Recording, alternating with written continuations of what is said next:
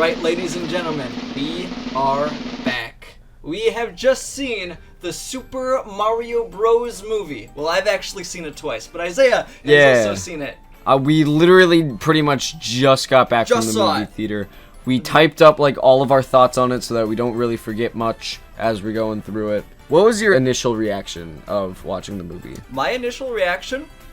That was pretty good. That was great. I thought it was pretty good too. For a Mario movie, it was exactly what a Mario movie needed to be. Yeah. Honestly. Yeah. I would say it had its like pretty great parts, and then it had its flaws. It had its flaws. It's something you would find in like any video game based movie. Yeah, like, literally. Like, this is a video game based movie, and it's kind of like the Angry Birds movie, where it's like a lot of people are like, what in the world? Angry Birds? Why are they making this a movie? What's the plot gonna be? The pigs take the eggs. Oh my goodness! I would have never guessed! And you're telling me in the Mario movie that Mario has to save Peach? Oh, that's crazy! I thought it was still, like, even if it was based, like, on the games, it still had a pretty good... Yeah, it was good. It has its surprises for Mario fans, and there's just a whole lot of stuff to look into for this movie. Like, there's even Mario lore that gets dropped in this movie. Like, it's really tough to talk about this movie, and we won't take that long talking about what we can being spoiler-free, because what Illumination did not show in the trailers, specifically, they didn't show much of the beginning, and they didn't show much of the end. So they showed a whole lot in between, but they dropped a lot of lore in the beginning, so you can't really talk about it that much without addressing what they kind of retcon and what they kind of cement as their own canon. So I guess we should just hop right into it. Yeah. Okay, so we got actors. Because a big concern with the movie... Oh, yeah. Like, as soon as, like, everyone heard that Chris Pratt was gonna be Mario, everyone was like, oh, everyone was just like, oh my god. Like, literally, here's the thing, though, about Chris Pratt.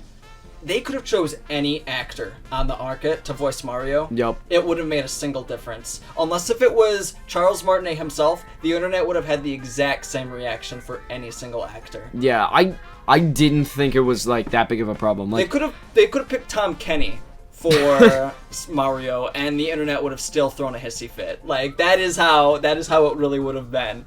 But honestly, I didn't mind Chris Pratt. Yeah, I didn't mind him at all. I thought he did actually a pretty good job. Yeah, I thought, okay, here's the thing I was thinking of when going into the movie. I just really feared that I would only hear Emmett from the Lego movie, which it's weird how, in hindsight, Chris Pratt is one of the most vanilla actors, like, on the market. Like, if you just need... He literally plays a brick in the Lego movie. He's literally the default skin. Yep. He is, like, if he was in a quote-unquote Nintendo movie, he should be playing Guest B.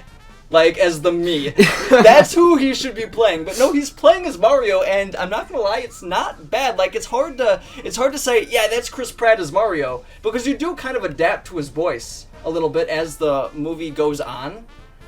They do a little bit of an accent, like, here and there, but it is still, like, their own takes on these characters, and I think when you're in it for the long haul with the movie, that's a lot easier to adjust to, honestly. Yeah. So, like, after a while, you don't even, like, realize it. You your ears adapt to not hearing, like, the Chris Pratt that he really is. Yeah, honestly. Like, I don't hear Star-Lord out of him. I don't hear Emmett. I hear Mario. I hear, it's pretty good. So, honestly, there you go. Thumbs up, Chris Pratt. You managed to do it. Woo! You managed to stomp on Koopas. And not a single Goomba. I don't think there was much Goomba brutalage in that movie. There were a lot of Koopas, but yeah, there really weren't a whole lot of Goombas in that movie. So maybe they didn't have Goombas in the initial drift. Who knows? And then maybe the Outlash happened and it's like, we gotta add Goombas to the script. They're gonna notice.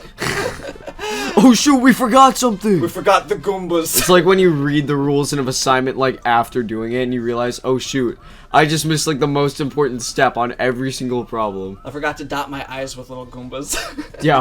Alright. So we got Charlie Day as Luigi, and I think he was alright, actually. Yeah. Like, for Luigi, I think is exactly what he needed to be. He's a little bit higher pitched than Mario, a little bit younger as he's supposed to be. I think that he and Chris Pratt kind of, like, complemented each other. Yeah, they complemented each other, especially with the parts of Mario and Luigi. I think it... Yeah, like, it felt like an actual, like, brotherly, like, collectiveness to it. Like, I could actually see them being, like, of the same family. You laugh at that, but I think it is genuine. Like, there is a genuine brotherly love that they kind of, like, have to the film. It's like, yeah, we'll be together, bro. Yeah. I feel like that is totally true with the Mario and Luigi games in particular. They're totally there for each other. They don't try like rubbing each other in the dirt. Not all the time, anyways. But yeah. Yeah, I thought it was absolutely decent. I thought both Mario and Luigi, especially for the voicing, fit. It fit really well. Yeah, good picks on their behalf. But now we gotta talk about the big one. Jack Black as Bowser.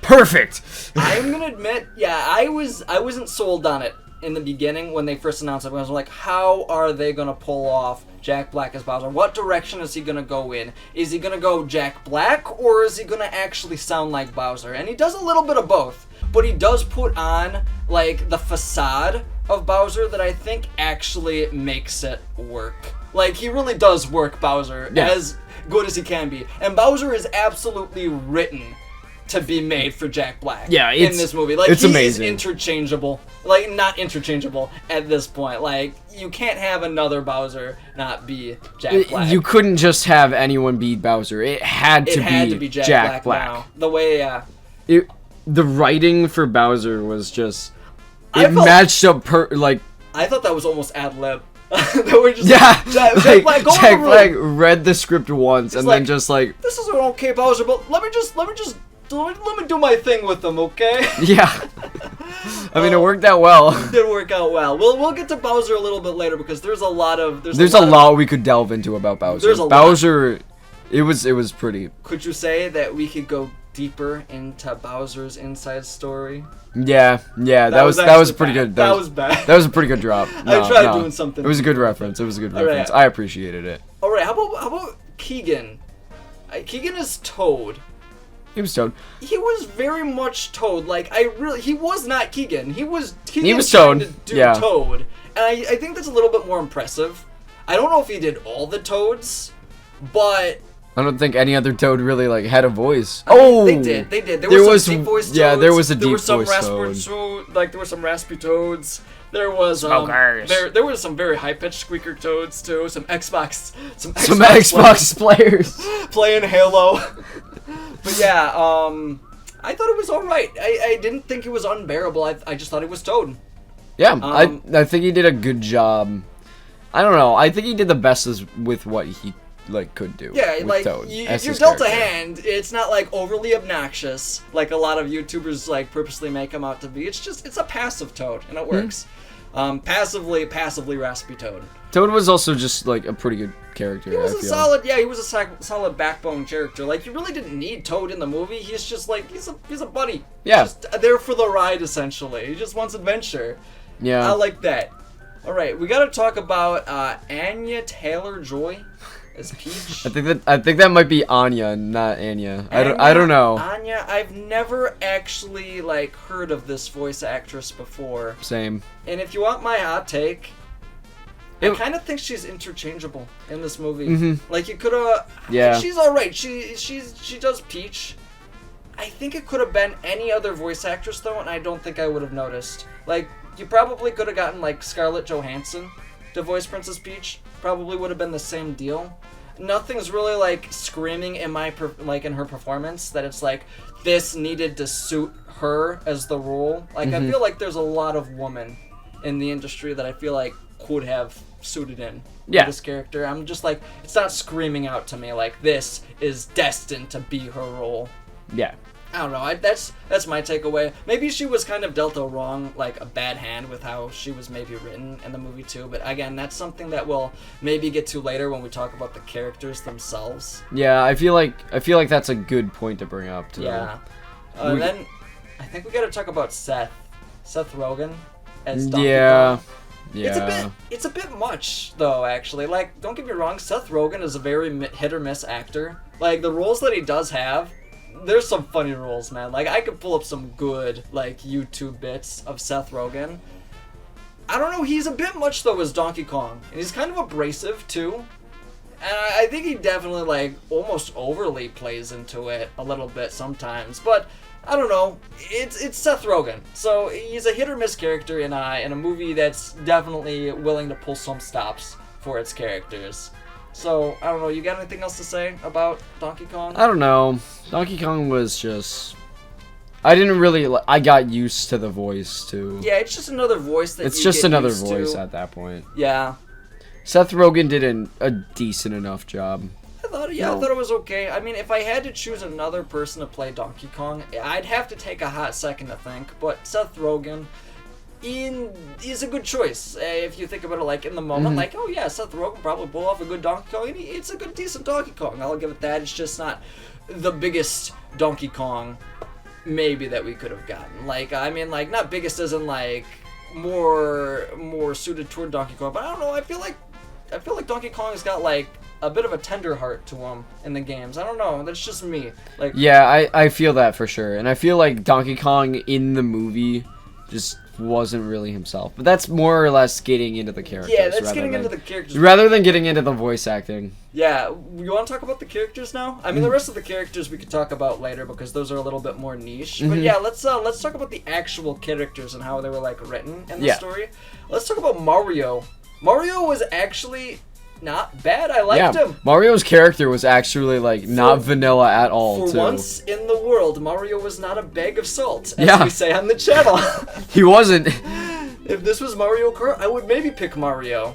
I would think about it for a solid second, and then I'd say no, but I would think about it. He's actually, like, considerable. Yeah, he's actually written out to be a 0 in this movie, and that's kind of fitting. Like, he's a noob in a Mario world, and it's like, he's got to get good. He's got to get past the world 1s and 2s, and you see, he's growing, he's understanding the game mechanics, and it's like, I can feel that being Mario. Like, this is a Mario that's going to be, like, goofily jumping into pits, and this dude is gonna be one day speedrunning Super Mario 64 in 16 minutes. Yeah, and throughout the movie, he's, like, consistently confident, too, which I feel like is a trait of Mario throughout the games. He's confident, but he's got a little bit of a nervousness to him, I'd say. Like, he's got a little bit of, like, he's got a boldness, I'll say. An he's uncertain boldness.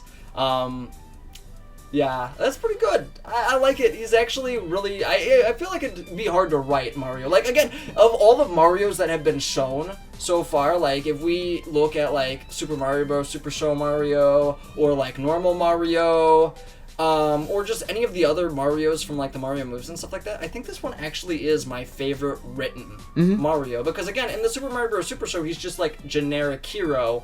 In the Super Mario Bros. Movie, the first one, he's just, like, the generic guy who's just kind of drunk all the time. Bob Hoskins. And then in the games, he's just Yahoo, Yahoo, Yahoo. And I don't know, there's a relatable kind of nature to this Mario. And I kind of get that. I do. So, congrats.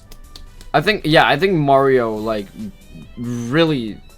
He was just a great character throughout the movie. Yeah, honestly. I guess the next person to talk about, just out of natural habit, is Luigi. And again, it follows the suit of very predictable development of the character. Yep. But, yeah, it's Luigi. It's what you expect. Yeah. I mean, Luigi's a lot easier to write because he actually undergoes arcs in his games. Like... Yeah, and he follows the exact same arcs in the movie, Yeah, he's a bit of a scaredy cat, but he overcomes things with bravery at the end of the day, and that's what makes him a hero, and he does the same in this movie, too. He has his moments. It was also kind of expected from all of the trailers that you wouldn't get to see much of Luigi. That's right, yeah, Luigi actually isn't quote-unquote in this movie that much. He's in the beginning of the movie, and I think they have Mario interact with the characters all a fair bit, and Luigi and Mario do react with each other pretty well in the beginning. Toad was also a little bit predictable. Toad did play a very predictable role in this movie. He's literally just the little buddy. He's the backseat driver. Yeah, yeah, he is. He's just there for comedic effect, I suppose. Even though I will say this. Yeah, you go first. I will say this. Toad's jokes in the movie, I thought they were kind of okay. I mean, I feel like a lot of the jokes in this movie were aimed, like, towards kids. But I mean, sure. like, I will say this though, and this might be jumping a little bit ahead. I'm actually surprised that they didn't stoop really low to like, you know, illumination standards. Illumination standards. Yeah. Like, there was not a single fart in this entire movie. No way! Like, I'm proud of you, Illumination. Like, it's kind of nuts, actually. Like, the toads, I didn't feel like they were inserted to be minion clones. Again, it's like, I don't know, it's just like, nothing was like, yeah, this is way too kiddie for me. There was none of that. Yeah, I guess we should probably get back on track with the characters. I would specifically say about Toad, the only, like, unpredictable thing is, like, Toad is also, from time to time, a bit of a scaredy cat. And throughout the movie, I feel like it definitely shows that, like, he's rather a buddy than a scaredy cat. He is a buddy. Like, you can really only have one or the other in a Toad. Yeah, that's a good point. And I feel like this sort of Toad is, like, more of a buddy rather than, like a scaredy cat Toad. I feel like there are like two types of Toads in that sense. There's two demographics, and this one definitely leads more toward adventure. This is definitely a Captain Toad seeking adventure Toad. Yeah. All right. Who else we gotta talk about? Bowser, of course. Bowser. Oh, I guess we can't talk about Bowser too much because Bowser has some ambitions in this movie that I don't think go spoiled in the trailers. But yeah, he's a treat. He's great. He's actually like. He made the movie just 10 times better than it was. I don't know, is he the best character in the movie? I'd say, I think he's got a good shot at it. I think he's got a good shot at it. I think he does too. Yeah. He's got a good amount of screen time with his minions, of course. And yeah, I think there's not much more we can talk about Bowser until we get to the spoiler territory. Yeah. So, okay, we do gotta talk about Peach. Peach. I guess of all the characters in the movie, I guess Peach is just my Peach was the worst, probably. I don't know if she's the worst, but she was not as good as I was expecting. Peach was mid. Like, absolutely mid. For as much screen time as she got, she was not that good. I feel like it was a little bit conflicting. It for sure was. For Peach. It's how she's kind of written to be like. It's almost inconsistent what her like traits are. It's like, is she yeah, I don't know, it's a very it's an odd character. It's poorly written, I wouldn't say. I wouldn't say poorly written. It's just a very awkwardly written character, I'll say. It's like she runs the kingdom, but she's so like, I don't know, she's dancy, I suppose. Like, oh, let's see you do this, let's see you do this, let's see you do that, and I know you can't do anything, but I'm gonna treat you guys like my buddies anyways. You know what I mean? It's like, why do we have you do any of that crap? Yeah, I don't know. It's just kind of, it kind of feels like Peach was written as a character to be like as, I don't know, like culturally appropriate as possible. Like, I feel that. Yeah, because Peach in the game, culturally, but like kind of like that feminism. Like, oh, you gotta show the girls being awesome at video games too. We can't dismiss those, right? Yeah. We got the girl gamers. I feel like she's not like herself in any of the games, though. Yeah, good point. It's like, bro, Peach, how are you getting captured by cake? This is the same Peach. This Peach should not be getting kidnapped by freaking clown cars and like baby turtle monsters. Like, it shouldn't just happen regularly. Yeah, if she's able to do the stuff that she does in this movie, this should not be a regular occurrence in the Mushroom Kingdom like it is every single Tuesday. Yeah, I guess it makes sense why she wasn't the same way as she was in the games. Yeah. Duh, you have to give like the representation. Yep, gotta get that female representation in there. Oh, and we gotta talk about Donkey Kong again. Donkey Kong. Donkey Kong's kind of a prick. Yeah, he's not like himself in the games at all. If Peach wasn't like herself, Donkey Kong is like a total stranger. Yeah, I don't know, it's just, when I see Donkey Kong in the games, like, especially the modern games, I always kind of feel like, yeah, he's a brute, like, running through all these levels, but he's got a kind-hearted nature to He's a gentle giant in the games. Yeah, like a gentle giant, like, he's hauling around Diddy Kong, he's high-fiving everybody, he's sharing banana peels, and in this one, he's just a jerk, he's a show-off. He's the proud linebacker. Yeah, I don't know, proud linebacker, main guy in the football team. He's the goalie. Bro! He's also... Oh my, Noah. Sorry, Oh, I'm not too good at sports skip-ball. Okay. He's also the referee. Yeah. All right. Yeah, I don't know. Donkey Kong's character was just straight up mean. I mean, we're sounding a little bit, it's like we're sounding a little bit mean on all the characters. When it's all in the moment, they all kind of bounce off each other as they do. You gotta have some flawed characters, obviously. Not everyone's perfect. We're looking at this very critically. Like, when you're watching the movie, some of the things you won't pick up until you think about it. Yeah. Like, in the characters especially. Except for Peach. I picked that up right away, and I was like, what the crap? I didn't really mind the first time I watched the movie, Peach, that much, but when I definitely watched it the second time, I was just like, Peach is actually being kind of, very, very peculiar, I would say. Peculiar. I don't know. I didn't actually notice that Donkey Kong was different than he is in the games, just because we don't see him that often, you know? I see him all the time. I love Donkey Kong Country and stuff like that. There's a lot of Donkey Kong references. The only time I see him is in Mario Party 7. I am surprised to say that there's a lot more Mario references in this movie, but there are a lot of Donkey Kong references in this movie in particular, too. So if you are a big fan of the monkey... Go do it. Yeah, well, he's a monkey. He's an ape. I have no idea. He's a gorilla. He's a gorilla. He don't got a tail. He's a Kong. He's a Kong. He's just a generic Kong. He's King Kong.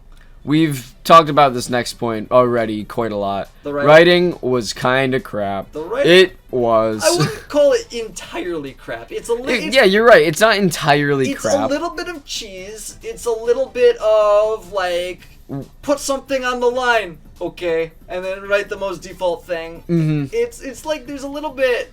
I don't know. Like literally, I don't think it's like who would talk like this kind of crap, but it almost. Okay, there's a few scenes, but. That are like that, but we're not gonna get into them because spoiler free. But yeah. The writing was it was as cheesy as you could get for like a video game movie. And some of it works. Some of it works because it is Mario, and it is a movie that is based on a video game. So you would expect things like I don't know, like. Now we can't really say because we don't want to get spoilers yet. I don't know. Nonetheless, even if it's a game based on a movie, it's still a movie in and of itself. Yeah. And I feel like the writing just hindered it. Yeah, that is a good point. Like, I feel like the script definitely could have been packed with a little bit more characterization in the line delivery department. I don't think its budget was spent on the writing is what I learned from this. If Illumination is really good at one thing, it's using its budget on marketing. Yeah. I will say the marketing for this movie, though, it definitely, it's up there. It's everywhere you look. It's on every channel. It's almost on, like, it dominates the toy aisles in the stores right now for all of this. It's impossible to, like, not know that the Mario movie is out right now, honestly. I don't think there's a single person that's like, what? There's a Mario movie? But, yeah. Alright, but yeah, let's talk about the animation department, though, because if its writing wasn't good, its animation made up for it. Its animation is actually really very solid. Nice. Like, there are some really well-animated sequences in this movie. Like, if you're looking for, like, shots that, like, follow characters and action, there is so much of that. Like, if you think about it, it's like, there are scenes where the camera pans like it's a Mario game. There are, like, a few instances of that, and that's super cool.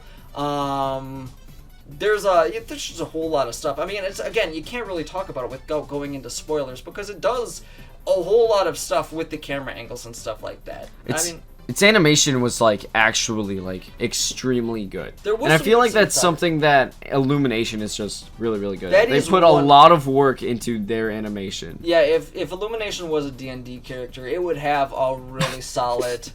It would have writing stats 2. Writing stats Joke stats 1. Joke stats animation 40. 40 for animation, yeah. I will admit, their animation, it's on point. And by the way, the Mario designs for this movie? Perfect. It was spot on. Absolutely perfect. This is exactly what you need to be distinct, but still true to the source material. I could see every single one of these characters still being their Mario counterparts. I can't see, like, literally there's not a single character that I have to squint to be like, really? Did they do that to my boy Sonic? Why in the world is my boy Pikachu? Why is he a fluff? Why is he literally like... There's no Goomba from the 82 movie or whatever. It's not 1982, bro. I don't know. That would be freaking, like, Donkey Kong based. I think think it's like 1990. Oh yeah, 1992 or something. I don't know. I really don't know. It's a long ancient history. It's bad. Now. The Goomba was looking. The Goomba's looking. Oh man. Oh yeah. They were too scared of having Goombas in this movie. That's why there were none. Yeah. Yeah, but yeah, the animation was like spot on. Honestly, the animation is a treat, especially returning to it again, especially when it comes to like it's just all of the details. It's a lot of great detailing, and like scene construction. It's also a really fast-paced movie too. I've seen a lot of people online say that the movie is incredibly fast-paced, and I don't know if this is a spoiler or not, but I will say it anyways. But the movie is an hour and I think 43 minutes long.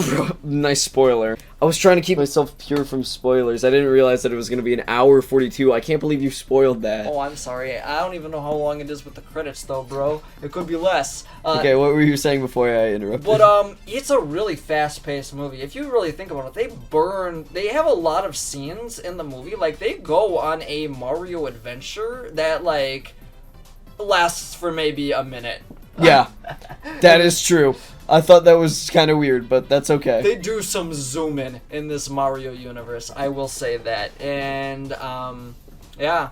I guess that's all I gotta say about that without getting into spoilers. But yeah, it is a really fast-paced movie. I think for Mario it works because Mario is kind of fast-paced. Like, I'd rather have a movie that's jam-packed with content for an hour and like 40 minutes rather than a movie that's 3 hours long and felt like it didn't do much. It was at a turtle's pace. Dare I say a Koopa's pace. A Koopa's pace? Oh, you want to know what, though? I don't know if this is considered a spoiler, but Bowser's, like, called a turtle in this movie a lot. Like, Bowser even calls himself a turtle. So, I guess to answer the question, Bowser is a turtle. A turtle, not a dragon or whatever people thought. I guess you could still call him a Koopa, but he classifies himself as a turtle. As a turtle. That is his gender. Oh no. But yeah, alright, so overall I think that's all we could really talk about for the non-spoilers because again, it's just it starts and it's already shattering worlds with what it decides to retcon and define for itself. So yeah. I think for overall recommendability, if you like Mario, I mean it's right up your alley. If you like Mario, this is an absolute treat, I believe. As a huge Mario fan and as somebody who was like able to grasp like all of the references and everything, I had a smile. Not even my first time, but my second time too. I had a smile that I could not turn down for the entire movie. Yeah, but for those who like aren't really like there for just it being a Mario movie, and like for the people that were going, who would go to watch a movie, I don't know what I would like recommend it because its writing was a little like drab at times. You want me to be completely honest? Yeah, go ahead. If you are a critic looking for the next thing to top Citizen Kane, you're not gonna find it in the Mario movie. I'm sorry. This is gonna have a basic plot. It's a video game movie. Literally, yeah, like shocker. Peach gets kidnapped. Mario's got to save him. Yeah, you gotta know that there's a whole lot of different movies that do a whole lot of things, and for a movie that is designed to be the Super Mario Bros. Movie, or at least a return to it from what it had to climb out of, I don't think I would change, generally speaking, a whole lot with this movie. Mm-hmm. I think that this was about the best way that they could have probably adapted Mario back to the big screen. So yeah, I would say that if you're not interested in Mario, if you think the whole concept of a Mario movie is just absolutely stupid, then you're probably not gonna like this. No, you're not. If you don't like Mario at all, this is not gonna change your mind. This is just another Illumination again, movie. It's a great comparison to the Angry Birds movie. If you think Angry Birds is a done-for fad, it's like, why would you even watch the Angry Birds movie? Yeah, it's the exact same thing with this movie. Was the Angry Birds movie made by Sony, by the way? Probably. I think it was made by Sony Animation, was it not? Somebody do a fact check, aka me. Post Noah. Maybe we have a rivalry. How you doing, Post Sony Noah? does have a cinematic universe, doesn't it not? It has the Ratchet and Clank movie. It's got Dude, I didn't even know Sony was making movies till you brought it up. I'm Bro! gonna be dead honest. How do you not know that Sony's not making Because movies? we walk into the movie theaters late every single time anyway. Like Spider-Man. Oh. Spider-Man. Yeah, I just straight up lied to your Sony face. owns the rights to Spider-Man. Yeah, that's on me. All right. I think that's all we gotta say for the spoiler-free section of this movie. So I suppose this is where a lot of people are gonna hop off. Honestly, I'll say this though about the spoiler movie: if you are on the fence about seeing this movie and you're concerned about seeing spoilers, that probably means that you should go watch it. You have enough actual dedication to want to go see this movie. And I'll say that this movie is probably better experienced fresh, rather than have the few surprises that it has spoiled for you. Yeah. Because there are a few of them, genuinely speaking.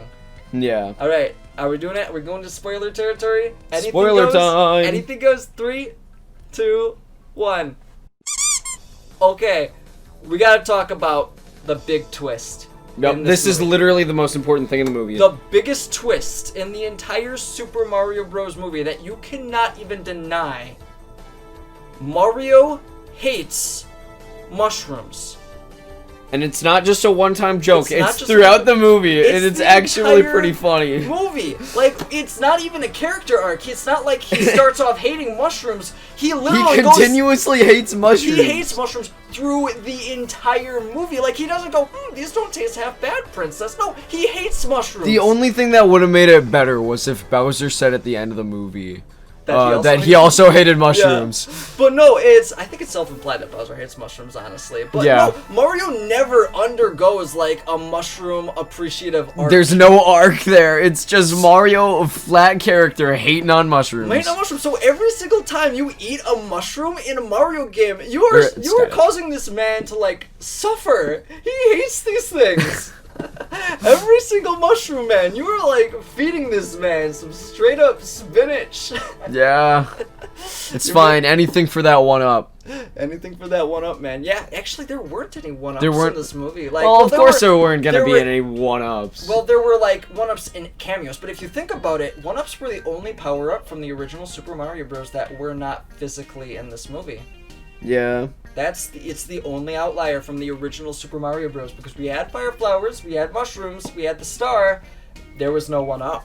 So other than cameos, because I did see some street lamps and stuff like that with green mushrooms, and it's okay, you could say that's a one up. But the mushroom one up is not a plot contrivance in this movie whatsoever. Yep. I wonder if they're gonna stay with that way. Are they gonna keep the concept of extra lives? Because that's something that I kind of thought was a little bit wonky with the Mario games, especially with Mario Galaxy in particular, because that is a Mario game that goes heavy on the story, especially exploring I guess this is a spoiler for a Mario game, but exploring the death of Rosalina's parents or her mom. It's bro, you're telling me Rosalina's mom is dead, but she lives in the Mario universe where you can get plenty. Literally 100 coins. You get 100 coins for a life. Literally 50 coins in an RPG gets you a half off one up. Literally in the Mario universe, they kill enemies for sport. It's if you actually die in Mario to die for reals. How bad at Mario do you have to be? Yeah.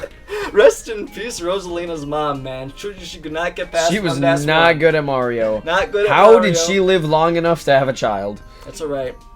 Maybe World 6 Ice World got to her in Super Mario Bros. 3. That was her snapping point. But no, let's get back on track. So, we're in the beginning of the movie.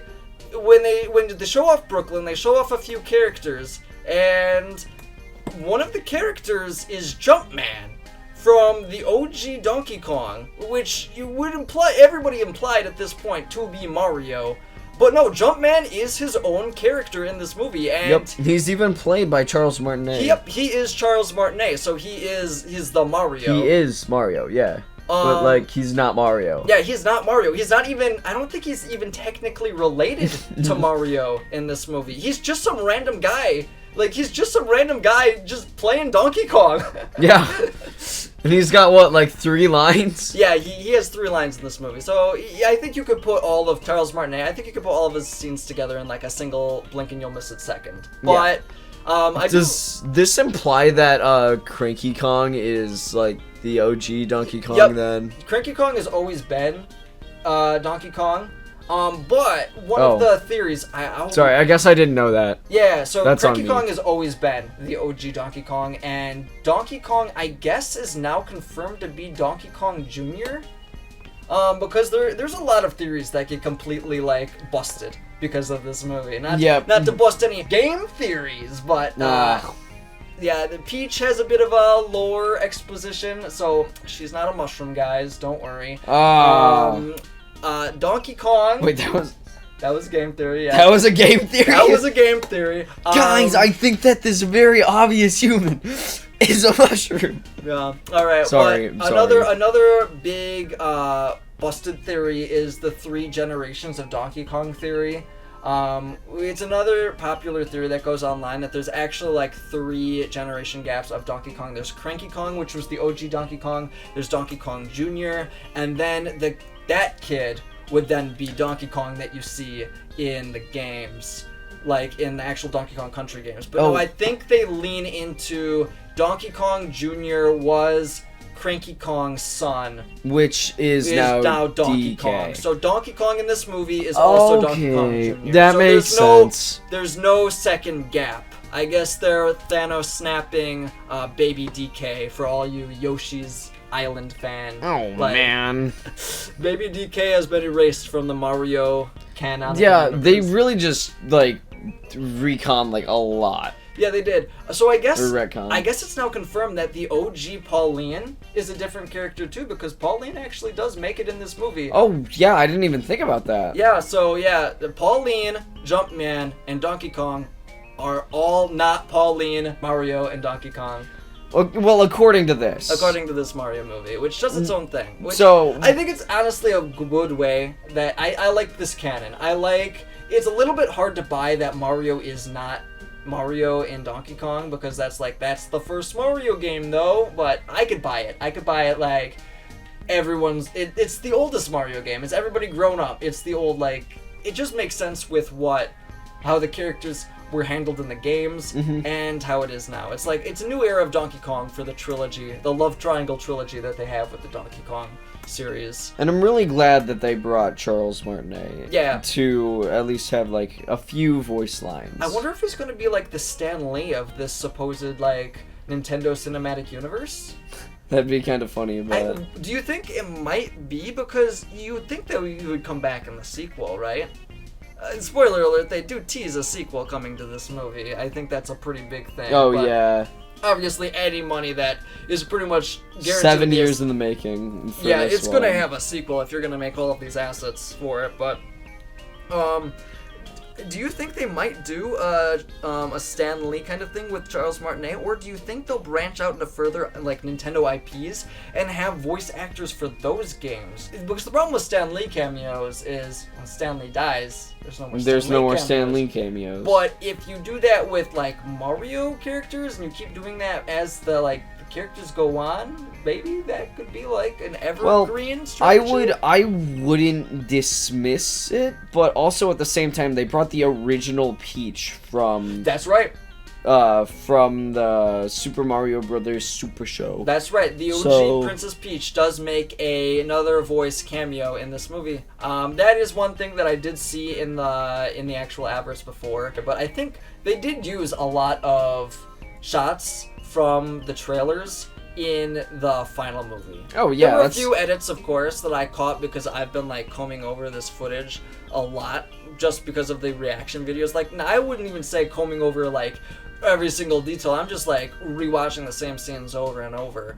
But yeah, it's just stuff you begin to pick up as you're doing it so often. Yeah, so if you really dissect the movie trailers too, I think seeing a lot of the movie trailers is just naturally going to be kind of exhausting when they do play out a full scene from the trailer and then you see it again in the movie. And I think they kind of do that a lot. It might be a strategy that Illumination does, because I don't know if they do a whole lot of rewrites at Illumination. I think that kind of shows a little bit.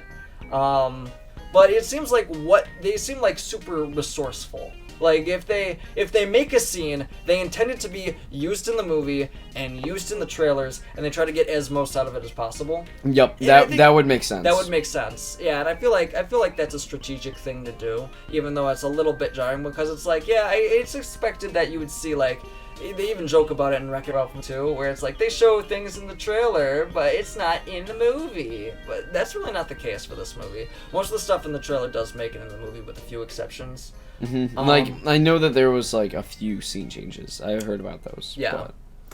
oh wow! The next thing we got is like the accents. Oh yeah, I want to talk about my favorite joke. Well, I wouldn't say favorite like joke, but I would say as a fan of Mario, one of my favorite jokes. Like, we gotta talk about the accents that they do. They have a reason for why they kind of drop the accents, because the first thing they do in the movie is they show their Super Mario Bros. Their commercial advert that they supposedly spent their entire life savings on, and they're like, man, do you really think we overdid it with the accents? And then Charles Martinet leans over and is like, nah, man, those were great. Yeah, that was... It was pretty good. That was pretty funny. That was an actually pretty well written joke and a pretty fun explanation for why they did. It explains it like they drop the accents. They drop the accents, and it's okay because you don't even realize when they pick it up again and when they drop it sometimes. Yeah. Other times it's a little bit harsh, but whatever. Yeah. It's expected. It's expected. It's a good salvage that they did. It was a fun salvage that they did too. Like, it was a genuinely good joke. That was a really memorable joke to me as a Mario fan of the movie. Oh yeah, one thing that you see throughout like the entire movie, Mario will call Luigi Lou. Yeah, Lou. Like, that's Luigi's nickname from Mario's given nickname to him, like Lou. Like, okay. Okay, Lou. Lou? I guess we're just dealing with that. Like, now. not even like... Louis, just Lou. Lou. Lou. I don't know. I thought it was really work for me. I thought it was odd, but doesn't even ring off the bell like Luigi does, man. That's a luxurious name, dude. Yeah, I mean, it makes it memorable. Like, Luigi. I remember the fact that Mario calls Luigi Lou. Luigi. Only in this movie. Yeah, only in this movie. It never comes up in any other games. He always says, "Oh, that's my brother, Luigi." So yeah, I don't know. I think that's a little bit of a... I don't know. I feel like that one was a little bit of a throw-in that I don't think quite landed as perfectly as it could have been, but... I think it's supposed to, like... It almost caught me off guard at first, too. I'm like, why did he not finish his line there? Oh, I guess that's just his nickname for him, but...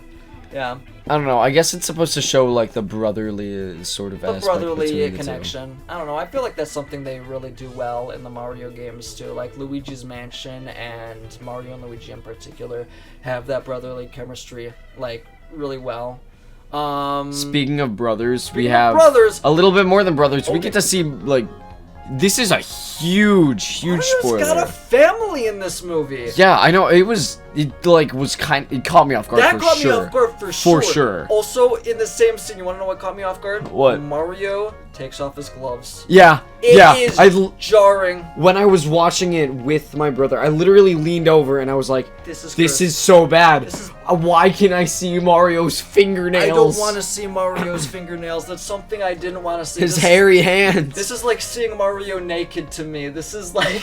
He doesn't have gloves. He does not. And they bring up the fact that he's wearing white gloves as a person. As a trademark too. And I'm like, why did you draw attention to it? Now I can't look away. Yeah.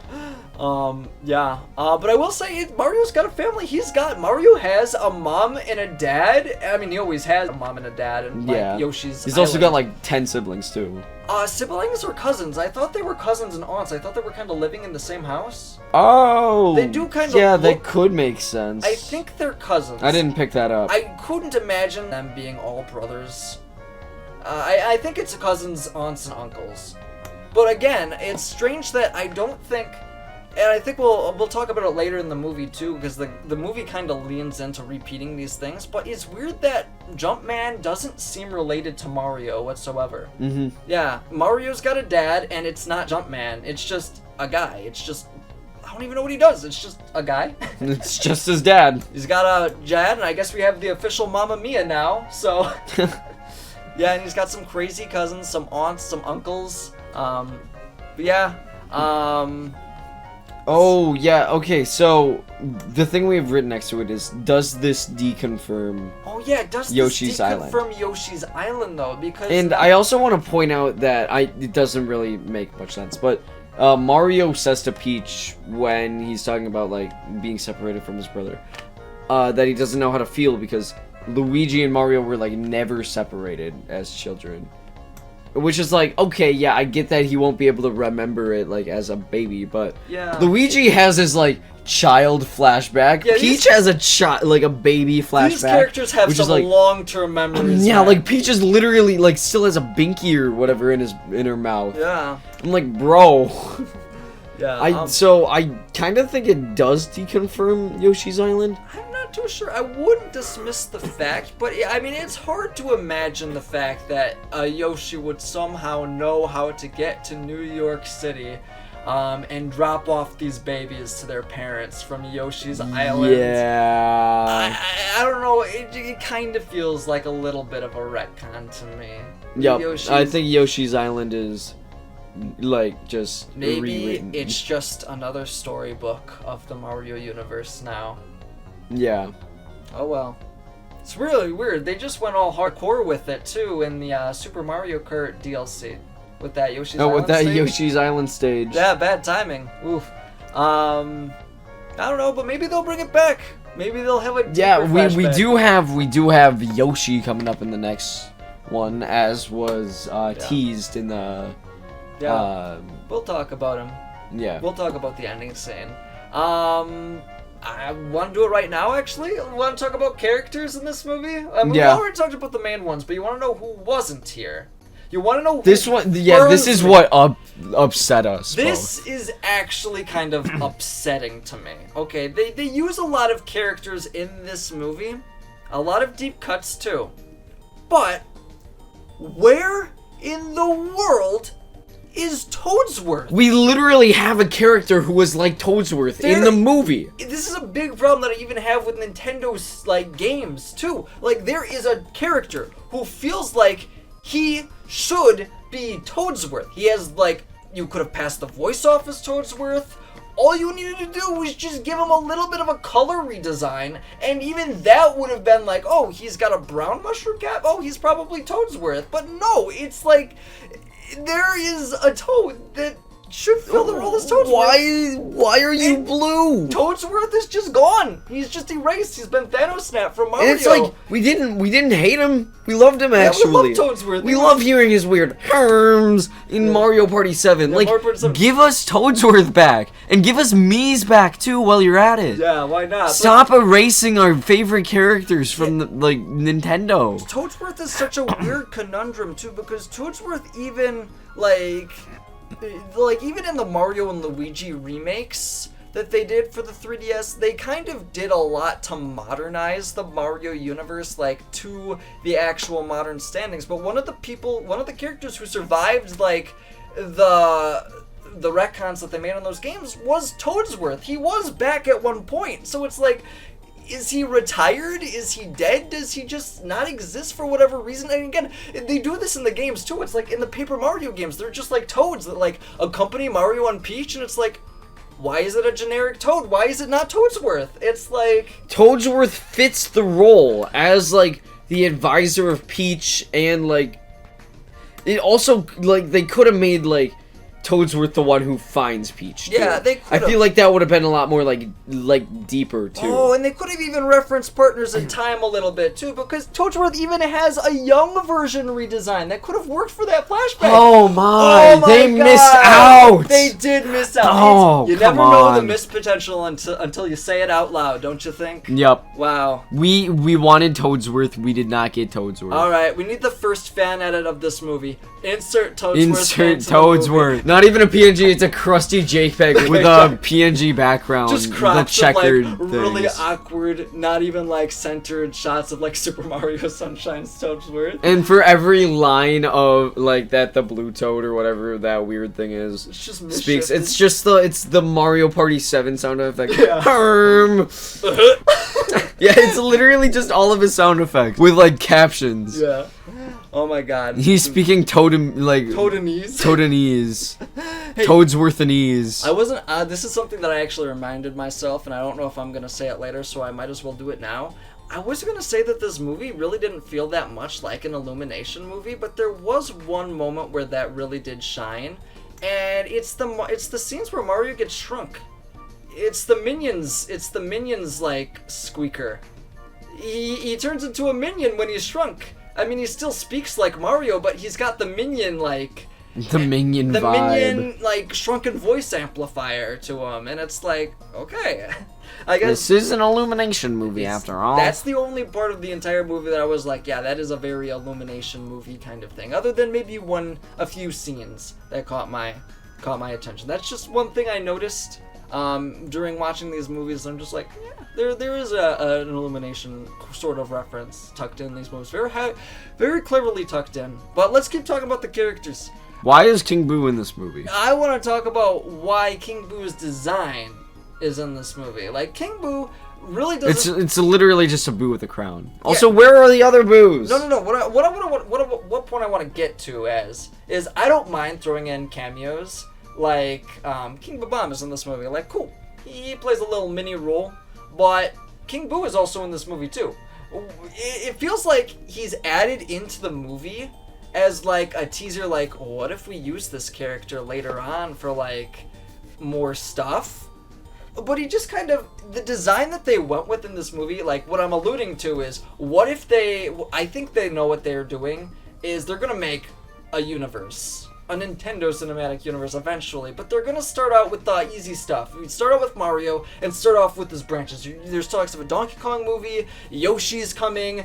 I feel like Luigi's Mansion is a no-brainer. It just makes too much sense, because you might think of like Nintendo and it's like, okay, what is Nintendo? It's like, oh, it's Mario, it's Zelda, and then they got properties like Metroid, and they got like Fire Emblem, and they got Pikmin, and they're like, oh, and they got little tiny things too, like Mario Kart and Luigi's Mansion, and it's like, that's where I gotta stop you, because those quote-unquote tiny spin-offs, like Luigi's Mansion and Mario Kart, those are the games that are actually making tons of money. Like, seriously, Luigi's Mansion is actually bigger than, like, Metroid, Pikmin, and Fire Emblem combined. It is actually nuts. It's like, what? Is Luigi really that popular? And it's like, yeah, if you think about it, it's like, yeah, Luigi's Mansion was a top 5 selling GameCube game. Luigi's Mansion Dark Moon, I'm pretty sure was top 10 for a long time. And Luigi's Mansion 3 was, again, another top 10 seller for the Nintendo Switch. Luigi's Mansion has, like, a consistently really high, like, sales record. It's actually, like, really kind of concerning. And Mario Kart is almost unfathomably large. Like, it's not Pokemon large, but it is the next closest thing. Like, it is a juggernaut for Nintendo. So don't underestimate these, like, spin-off Mario titles, because they pack way more punch than you think. And I think a Luigi's Mansion movie could happen. Like, they plant the seeds for it, but I don't know if they could use this design for King Boo in particular. Yeah, you bring up the fact that they might make a Luigi's Mansion movie, but look at King Boo's design, and then look at the design of King Boo in Luigi's Mansion and Luigi's Mansion 3 and stuff like that. But like, he's way more menacing. He is way more menacing. You want to know? It's like, that is a villain.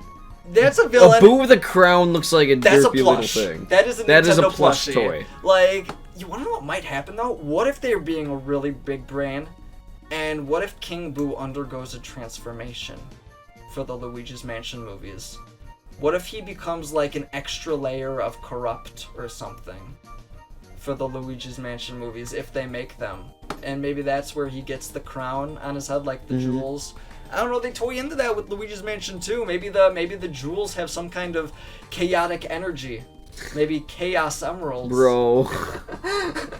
Maybe King Boo is powered by the Chaos Emeralds. Maybe that's how Sonic comes into the Nintendo universe for the Super Smash Bros. Movie? Bro.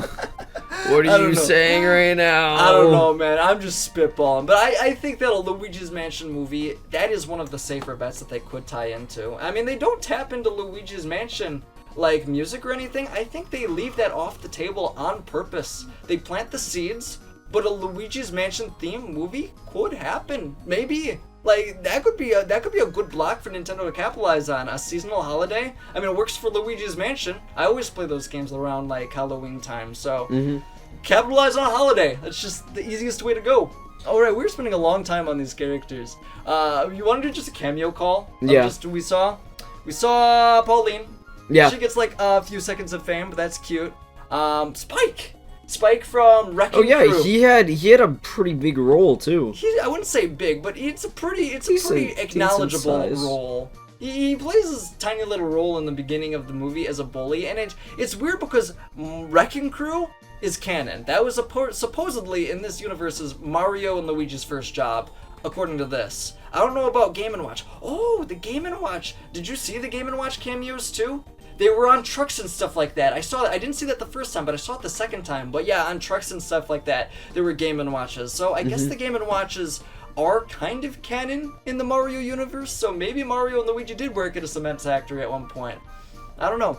But anyways, yeah, Spike is in this movie. Again, he's kind of a jerk, but he makes sense because he literally is a jerk in the games. So, yeah, he's out to kill Mario for crying out loud.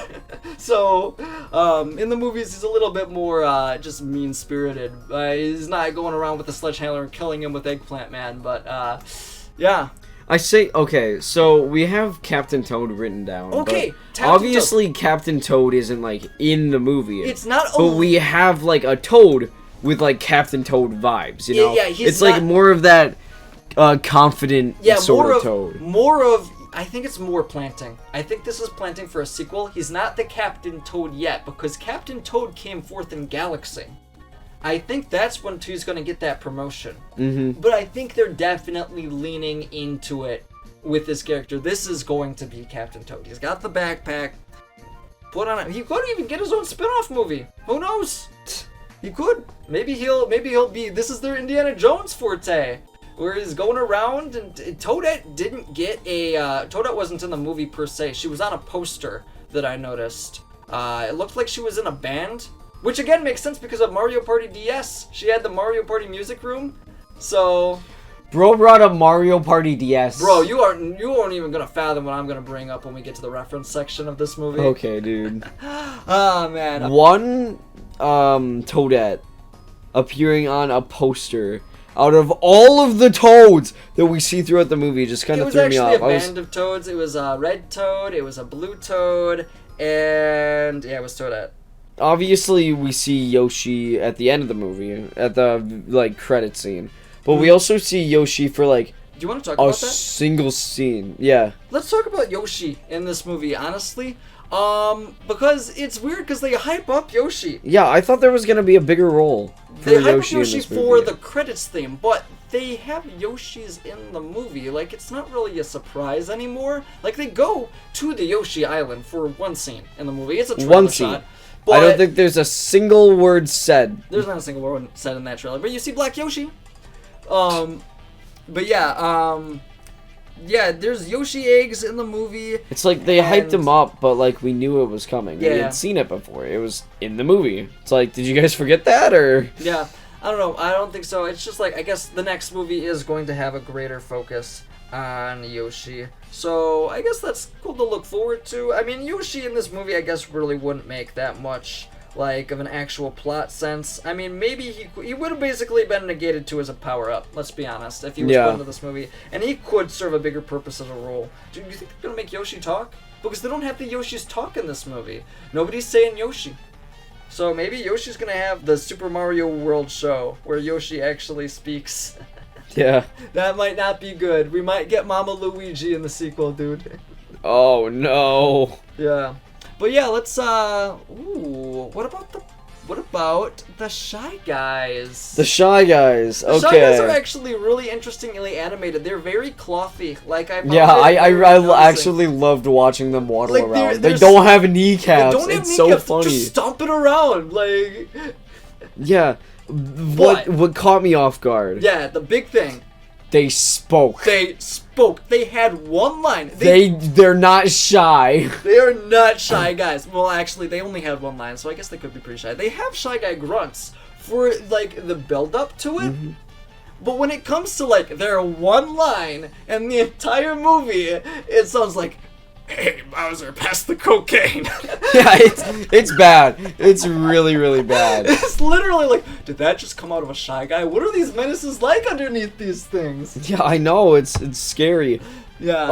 Also, why did they have a balloon? Oh, yeah. Who gave the people who shoot bullets from their mouths a balloon? The Shy Guy gang? I feel like something's gonna go wrong there. The Shy Guy gang has a balloon. What do you mean? I just didn't... They got that promotion, dude. They got the promotion. They're like, okay, we're gonna accept you from the Wart Foundation. Here's your balloon to compensate. Now go to the Bowser Badlands. I don't understand. Also, I thought for a little bit that maybe the Shy Guys were like also the spies, because they just kept finding out information. Like, how did they find out about Mario's existence? That would have been pretty clever. Like, what if they were actually like sneaking around and that would be cool. That would have been a cool idea. But I don't understand how they found out. Like, there is a red mustached man running around, and I was like, whoa. Did I miss a page? Yeah, did I miss a page? Where did I see the Imperial spy snooping around? Like, yeah. Yeah, I don't know. Give me that Lego Star Wars Imperial, like, little elephant dude. Yeah, I want that guy. Gets a single sheen in like the movie, but they make him a full blown boss in Lego Star Wars. Yep. All right, but what about King Bomb? He blows up. Oh yeah, he blows up. He blows up. He has a small role. He sleeps and blows up. I mean, congratulations. He's King Bomb. What game does he not explode in, honestly? How does he get reassembled? Do you think there's one King Bomb, or do you think it's a replacement every single time? No, there's one. He just resurrects. He resurrects from the dead. Yep. It's all thanks to King Boo. Yeah. There are a lot of bombs in the movie. There's a lot of little Happy Bombs. I think they're my favorites. Little just wind-up dudes walking around. But I also feel like King Boo was only there to offset, like, people noticing King Bomb. Oh yeah, that's true. You want to know who was missing in action though? I feel like somebody should have been. There were a lot of characters missing in action. There were a lot of characters missing in action, but I feel like one of them that I kind of wanted to see, although I kind of see why they didn't include it. There was no PD Piranha. Yeah. They should have been sitting by each other in the wedding. PD Piranha and King Boo. They would have been good buddies. Yeah. I don't know. Buddies. I mean, it makes sense because maybe what if they did go the outlet that they did a sequel with Super Mario Sunshine and they had a tropical theme to it. Then they could bust out the PD there. But it's like, I don't know, it would have been nice to see PD. He's a really iconic, reoccurring villain. I mean, it's like, you got piranha plants all around anyways. I mean, there is a giant piranha plant in that scene. It's just a generic piranha plant. It's like, maybe that was supposed to be a slot for our buddy PD. Yeah. Hashtag give our respects to PD. R.I.P. PD. We want to see you come back. He'll come back. He's got to be back in the Mario Kart DLC. There's no chance. If he's not, I'm literally going to be upset. He's literally one of the only characters that I've been like, he's one of the first unlockable characters in Mario Kart. He's totally coming back in Mario Kart DLC. Okay, so there was one line somewhere in the movie where Peach was like, I don't know where I'm from, Mario, but the universe is like a wide, wide world. And then like it pans up to the stars, and I was like, no way are they gonna bring about like Mario Galaxy sort of stuff. And I thought that's what they were hinting at, and I was like, I think they're gonna bring Rosalina. And like there was already the Luma. The Luma was like mentioned, and I was like, no way. I thought that was gonna be post credits, honestly. I thought they were gonna show. I had no like. I don't know what they're gonna do. They might do a Mario Tropical sequel for the bring in Yoshi, and maybe they'll do something with Delfino Plaza. I think there's enough potential for it, but they could go to space. They might just jump to Galaxy. Honestly. Yeah, honestly, I would like to see a Galaxy approach. I think that's. I mean, it depends how quick the movies come out, because again, it's like 7 years. I wouldn't mind seeing a redo over of the Mario Sunshine story a little bit. Do some GameCube love, or get some GameCube love in there. But yeah, I don't know, just missing in action currently. Rosalina. Pretty much guaranteed to come in at some point, but not today. No Daisy. No Daisy. Okay, yeah. Why is Daisy separated from Peach when they're children? Well, I was like, she's Queen of Celeste, or she's Princess of Sarasaland, technically speaking. Salami Land. I don't know. I don't know Daisy lore. I really don't know Daisy lore. But yeah, you want to know what I think? You want to know what I'm actually thinking? I think Peach got thrown into the sewers as a baby. maybe I think that's what is implied, and it's actually that's how they're pretty gotta sad. get rid of their kids in Manhattan or whatever. No, oh it's Brooklyn. my, bro! They gotta throw the babies away. Oh my, no, that's not okay. It's the Giver movie. No. Or, I mean, it's the Giver book, but that book sucked. It did. Anyways, but yeah, my theory is, what if like humans are quote unquote destined to be like kings and queens of these lands because they made Peach a princess pretty effortlessly, so it seems. Luigi and Mario are plumbers in the Mushroom Kingdom at the end of the movie. Yeah. Yeah, but I mean, like, I don't think that's quite being destined for kingship, so to speak. What if they're babies, though? Because you know Baby Daisy exists. Thanks to Mario Kart Wii. There is canonically a Baby Daisy. There's also canonically a Baby Rosalina, Yeah, that kind of ruins it. But you want to know what? If you think about Super Mario Bros. 3, all of the kings and all of the rulers, they're all humans. And everyone is still toads. All of the servants are toads. So it begs to reason that the rulers of these kingdoms are all humans. I don't know. I guess that just kind of worked out. It's kind of a connection. Okay. You know what? I don't know where we were planning on talking about it, but I wanted to bring this up when we were talking about King Boo. Yeah. Why is there, like, the penguin cult? The penguin cult? Or whatever. The penguin kingdom.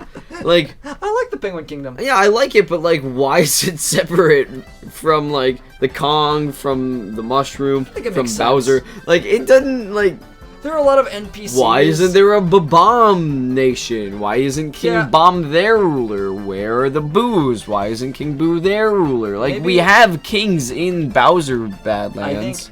I think there's maybe King Boo is like a part-time dealship. Maybe they're all kind of part-time deals. Alliance. Yeah, part-time alliances with the Mushroom Kingdom. Oh. Okay, so the penguins are just bad at like life. Yeah, you want to know what is a small retcon though, and I suppose this follows with it. What? In Mario lore, in actual Mario lore, and I don't know if this is still confirmed or not, but the Goombas were originally good guys in the Mario games. But they're actually traitors who actually went to Bowser. So that's why they're still mushrooms, but they're on Bowser's side. They don't really explore that in the movies, but that is something. There is a little bit of nugget lore in the games that is actually included in the instruction manual. So, I don't know, food for thought. They didn't really touch on it, but yeah. No, Wario Burrows, they didn't make it in. I was kind of sad about that. And then Koopalings, they also didn't make it in. I'm not too disappointed with the Wario Bros. With Wario, you could do so much, man. Yeah. I would. You want to know what would be hilarious? I said Wario spin-off. Wario spin-off, where Wario is collecting the Infinity Stones, and he's the Thanos of the Mario universe. He'd be perfect. He's a treasure hunter, just going around getting stones and making a big doofus of himself and making everybody hate him. And just want to get all the money. Yeah. While also Thanos snapping half the people in the galaxy. But no, Waluigi's a kind of a hard fit, man. It's kind of hard to slot him in. He's an extra. I mean, he's a good extra. That's what makes him Waluigi. But it's hard to fit him in a Mario movie like this. You can't do Waluigi without Wario, and you can't do Wario without Thanos snapping half the universe. So, I don't know. It's one or the other. One or the other. You can't have your Waluigi cake without Wario with it. I feel like there's like not that necessarily too much to talk about the power-ups, but it's a good point. We see Fire DK. It's a little cursed. Fire DK is a little cursed, but I kind of like it. And there is a Ice Princess Peach. Oh yeah, yeah. Yeah. Very much. Elsa. Yeah, it's literally Elsa. You gotta get the Frozen. She should have been singing "Let It Go." Let it go. Let it go. Let it go, and then King Bomb explodes. Yeah. I don't know. Pretty cool stuff. Yeah, there was something that you were talking about earlier with the like cape inconsistency. You were talking about that to me off camp. Yeah, Mario's pretty much got his catalog of power-ups here. At least all his main core ones. He's got. I want to see Propeller Mushroom from Wii. I want to see Spring Mushroom, bro. Bro said Spring Mushroom. Bro said Spring Where's the Rock Mushroom? Where's the Rock Mushroom? Where's the Cloud Flower? Where's my favorite Mario? Where's the penguin outfit? Yeah, where's the penguin outfit, man? Where's the frog suit? Frog suit, that's the deepest cut. Yeah. Alright, but no, there's some good suits Mario has. It's got, like, I think it's got all the big ones, but the cape shows up in the Mario advertisement that they made, and it's like, okay, I mean, I guess that's the place that you put it. It's weird because they have, like, the cape, honestly, quote-unquote, has more versatility than the Leaf does in the Tanuki suit. But they make the Tanuki suit out to be a flying machine. Yeah, it's literally OP. Like, OP. Mario was zooming all over the place. Like, you gotta build up speed for this thing in the game. You only get it for a limited amount of time. In 3D Land, you only get a little glide with it. Yeah. And in this movie, Mario is like, I am Superman now. Yup. Literally most OP weapon in the I almost game. feel like that's better suited for the cape. But again, they use the cape, but they use it in almost the wrong section of the movie. Yeah. Oh well, just a little bit of a thing. But yeah, pretty much everything else is there. Fire Flower's there, Cat Suit's there. No Galaxy power-ups, unfortunately, but hey, maybe save that for the sequel, you know? Alright, we're gonna talk about something amazing now. We got the Super Mario Super Show representation. Yeah, it's there. We've seen it in the trailer, though. You were talking about it earlier. Yep. Illumination just copy and pasted. Good use of resources, but at the same time... The Mario plumbers their game. Unfortunately, Captain Lou, rest in peace. Danny Wells, rest in peace. But they did get Peach. That's cute. Yeah. Oh well, still living rent-free in my head. And we got, let's just go deeper into the characters, because we wanted to explore more about them, but we didn't want to go too far into them in the non-spoiler section. So yeah, I suppose you want to rip off the Band-Aid with Peach. Yep. Okay. Peach, her character, her traits, it's just like not definable, you know? Yeah. Like the first moment that Mario meets Peach just like totally destroys him. Like, yeah, Peach does not trust the intruder. Like literally, Mario comes into the room and Peach, the first reaction she does is she like flips him on his back. Yeah, it's like, bro, and you get kidnapped by cakes. And also, like, we see later in the movie, she's training Mario. It's like they go through all this work. She like is debating in her head whether to bring him along. And then, like, in the end, she just, like, ultimately trusts him for, like, no reason. It's like, that's a character trait that's just inconsistent. Yeah, very lenient. She's like... It's like, okay, well... Very picky and choosy. Pick one, please, and stick with it. Like, if you're gonna be trustworthy, like, if you're gonna be easily trusting someone, stick with it. Like, you just straight up let Toad stroll up because... I have confidence in you, and I'm gonna stick by your side. Okay, here you go. Bro. But Mario, let's freaking Kaizo Mario Maker levels. And not only that, why was that the test, too? Like, if there's an intruder, you're not gonna immediately think, I should bring this guy along on a mission. Like, she didn't trust him, and it was just super inconsistent. And I feel like the writing for Peach's character Peach's character struggled. And I think we do have to get into the bridge that I did. I kind of thought that this was going to happen. Luigi definitely was made out to be the MacGuffin that they were chasing in the movie trailers. But I always thought that they were going to still kidnap Peach for a little bit. And truth be told, she does get... but it was like, it was more like, here, I'm gonna turn myself in. Yeah. It's a kidnapping by choice. It's a surrenderance almost. Yeah, I mean, she gets more action. It's hard to really, like, again, I don't know. It's a difficult situation because it's like, yeah, I'm turning myself in, but I'm still gonna beat you guys up during the wedding. It's just right now. It's like, this is my cheat code to get myself in the right spot in the right time. Yeah, this is the cheat code I'm entering in. Gotta skip ahead a scene to get myself there at the right place with the right power up. It's funny how she's like, oh yes, I need the ice flower to win this battle, but when she has like an entire spear and like an actual uniform that could probably beat up a ton of turtles, a biker uniform, she's like, nah man, I'm gonna take this. I'm gonna take the L, lock me up. Yep. Actually, she's not getting knocked up. She's apparently getting treated well because Bowser's got the hots for Peach in this movie. I mean, it's kind of been touted in Odyssey. It's kind of another Odyssey thing that they're doing. And it's been a thing that, it's kind of been Bowser's kind of thing that I guess Bowser's on the pursuit to marry Peach. I don't know how that explains the Koopalings. I guess Bowser's first marriage was a little bit on the I like rocks. to believe that the Koopalings aren't like Bowser's Koopalings. Not even Bowser's kids. I want Bowser to be like that weird uncle. That weird uncle Jack Black. Yeah, exactly. It's Jack Black too. It's Jack Black. It fits perfectly. Oh my gosh, yeah. Kids, you're going to Bowser for the weekend. Get your wands. Yeah, are we kidnapping Peach again?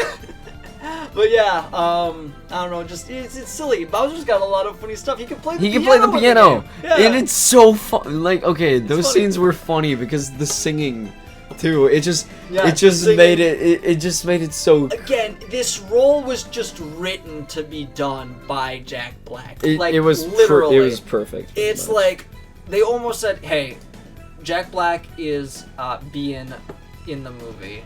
Is gonna be Bowser. Either you write something down for Jack Black or he'll write it for you."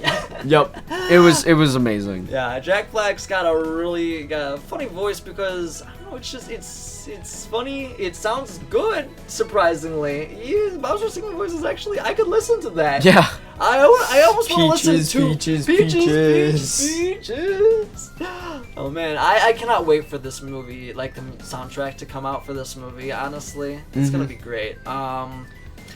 Donkey Kong? Oh yeah, is this about the like 2-minute scene with Mario and DK? So the weird thing that Mario kind of does in this movie is Mario kind of has a little bit of time with everybody. So he's got a section with Luigi in the beginning, he's got a section with Peach in the middle, got a section with Toad, and he's got a section with Donkey Kong where they're kind of 1-to-1, but it's just not like important, and it's really not important it's really not important at all. It's like they kind of tout it up as a little bit of a buddy like road trip that they have to do to get back on the right track. But I don't know, it just doesn't really go anywhere. Yeah, it doesn't. It's like it's easily solved. Yeah, it's easily resolved, and it comes out of nowhere. It's really just drama for the sake of drama. I think this is really the only part of the movie that really does feel like it's like an illumination first draft of the movie, where it's like, okay, do we want to write a character who has emotional depth? Eel scene. Definitely the worst scene. Worst scene of the movie. It's like, DK is like talking, like, I gotta prove it to my dad. And like Mario also like relates to him in that sense. And he's like, same. But they don't resolve anything. They don't resolve like any of the drama between them. They bicker and they complain and they bicker, and it's like the scene before that, it seemed like they made up. Like Mario, you saved my life. You saved my life. That's where it should have ended. That felt like that should have been the we're even, because the whole point of that eel scene was like, oh yeah, we're even now. Well, they were even before. Like I don't think it mattered that they were even either way. Yeah, it's like it just showed off more of DK's character that wasn't really the likable. DK in the games. Yeah, I think this is what they should have done with that scene. I think they should have played up the fact that they just made up and they need to work together to get out of the eel. So I think that like DK should have used his strength to like make some kind of cart or something, or get the stuff to make all the stuff, like get all the trash, and Mario should have used his like mechanical knowledge. Yeah. And to like build it together, and then they could have had like the rocket barrel scene out of the eel. It was just having drama for the sake of drama. It was unnecessary. It was unnecessary, unfulfilling too. Yeah, and literally how they escaped the eel, they just MacGuffin. They get launched. They find a rocket barrel, and they're like, oh, cool, dude. And they just leave. And then they just leave. They just fly off. It is honestly bad. That is the only scene that I would say, send that one back to the kitchen, Illumination. That one that is the other thing. Those are my two massive complaints. Somebody put a PNG of Toads Were Somewhere in this movie, just over that blue toad, and scrap that scene for some, like, Bad Piggies nonsense of just building a thing and getting out of there. Yup. I keep bringing Angry Birds up. Holy cow. Maybe those Angry Birds movies weren't half bad in retrospect. Now Yeah. All right, but anyways, let's talk about the other. Yeah, this is just a weird point. This next one is they never showed the eyes of eating. I didn't even notice that when I was watching it. This is something I noticed because I am a huge advocate of these Mario mushrooms, man. And they never shown the mushrooms having eyes when the characters ate them. In fact, that there were even scenes that they would like shift the camera around, like that you saw Mario holding the mushroom and like, okay, you're thinking that the mushroom is facing Mario, right? So the eyes are there, but they would shift the camera to look at Peach and show the mushroom, and there's no eyes on that side too. So when Mario is eating the mushrooms in this movie, they don't have eyes, and it's like, are you? what? I guess they're kind of trying to dodge the bullet of are the these mushrooms alive? Sentient? Because they have eyes, and everything else in the Mushroom Kingdom, has eyes and they're moving around. The flowers are clearly sentient, right? So it's like, are they eating sentient creatures? Do they know? What are they doing? Do they have a say in this? Do they have a lifestyle? Are they grown like this? It's like, what is the state of these Mario power-ups, man? I think it was a good way to dodge that question too. Yeah, I guess. That just kind of dodges the bullet. I don't know. I'm a huge advocate for those Mario power-ups. We need to know the little stories of these Mario power-ups one day. Yeah, this was like a very kid-friendly movie. This was actually a very very kid-friendly movie. There was like no swear words. No swear words at all. I think the only even like half swear word you can even say is that when Mario and Luigi are like battling the dog, Luigi's like, Mario, be careful, the Hellhound's getting loose. But again, they're called Hellhounds because it's a Hellhound, like, just kind of like, you don't want to mess with those dogs. Speaking of which, Billies do make a cameo in this movie. There's a few chain chomps. I thought you meant our dog. I was like, what? Oh no, our dog is also named Billy. But yeah, there's a few chain chomps in this movie. They don't get a lot of screen time. I didn't notice a single one. There are some chain chomps. They move around in a few scenes, but I like them. They really don't get a big homage moment like a lot of other characters do. So I don't know. They're just another character. There are a lot of Mario enemies that actually do get very small lights, like Spinies. R.I.P. They get a bigger light than Buzzy Beetles. Goombas also don't get a. Goombas get at least a reference. Yeah. They show up in the script once. Maybe twice. No, once. I know that there's one in the chained up area. Yeah. And when the Luma's like, there's no escape, he just starts gnawing on the. Yeah, he gnaws on himself. The Goombas. Yeah, there's a scene in the movie where the Goombas are eating each other. It's like, whoa, these Goombas are cannibals. Where's the lonely Goomba now? But yeah. Two pipes. Yeah, there's also like no kissing scenes. Yeah, there's not even. Mario doesn't even get a kiss in this movie. Mario and Luigi hug, but there is not a kiss in this movie. It is squeaky clean as it basically can be. And I guess that's intentional. Mm-hmm. Yeah. Yeah, it's just something I noticed. It is a very nice kids movie, you know? Yeah, a good kids movie. It's gonna be obviously it's a family movie. Yeah. Speaking of which, I feel like this movie we're probably looking at one of the safest Hollywood bets of the year, if not of all time. I mean, literally, it's pairing Illumination with Nintendo. Like, literally, two of the most safest companies, one of the safest movies. This movie, they knew 100% this movie was gonna rack in money. So much money. I mean, for crying out loud, I saw the movie twice. I paid full price for these movies. And it was glitching out yesterday night, too. Oh, that's a story I want to say. Unfortunately, I'm not here with the boys who saw it with me, but when I saw the movie, I think it was theater specific. But we joked that the movie may have needed a day one patch because I saw it for the midnight release, at least for the 3D movie. I saw it in 3D and 2D, and if you really want my 2 cents, I probably should have included this in the non-spoiler section, but I feel like I'd rather prefer seeing this movie in 2D because how the 3D is handled is it makes the background blurry. That's where all the best Easter eggs are at, man. Mm-hmm. So yeah, if you're gonna see this movie, I highly recommend 2D. Unless if you're seeing it multiple times, in which I'd see the first time in 3D, second time I'd see it in 2D, because then you really focus on all of the background details, which this movie is absolutely full of. Yeah, what was I even saying before? It kept, like, literally crashing. Oh, yeah, the movie kept crashing in the first few scenes of the movie. Like, it would crash like a video game would crash, too. We almost thought in the movie theater, like, is this a part of the movie? Because, you know, the first thing in the movie that you see is the trailer for the thing, and it's like, are they pulling us for a loop here? Where the first thing that happens in the movie is you see the trailer, and halfway through, it just crashes, and it's gonna be like, oh, guys, the game crashed. Mario comes up and pulls the game out and blows the cartridge and put it back in. That would have been funny, but yeah, we had to watch that opening sequence 4 times to fix all the bugs with it. Yeah. Ah, man, it was a good group of guys though, so we would have got troubleshooted it out. It was a good watch. But yeah. Yeah, it was just a fun experience. That will certainly be a time that I don't forget, especially with the guys that I was there with. But yeah, want to talk about the fighting scenes? Oh yeah, okay. The fighting scenes were great. They were pretty great. They were really well. I think that Donkey Kong was legit. Yeah, it was like it was fun. Darn near perfect. It was Smash Bros. Choreography. There were a lot of forward aerials. They're proud of their forward aerials, but you also got some uppercuts. You got some.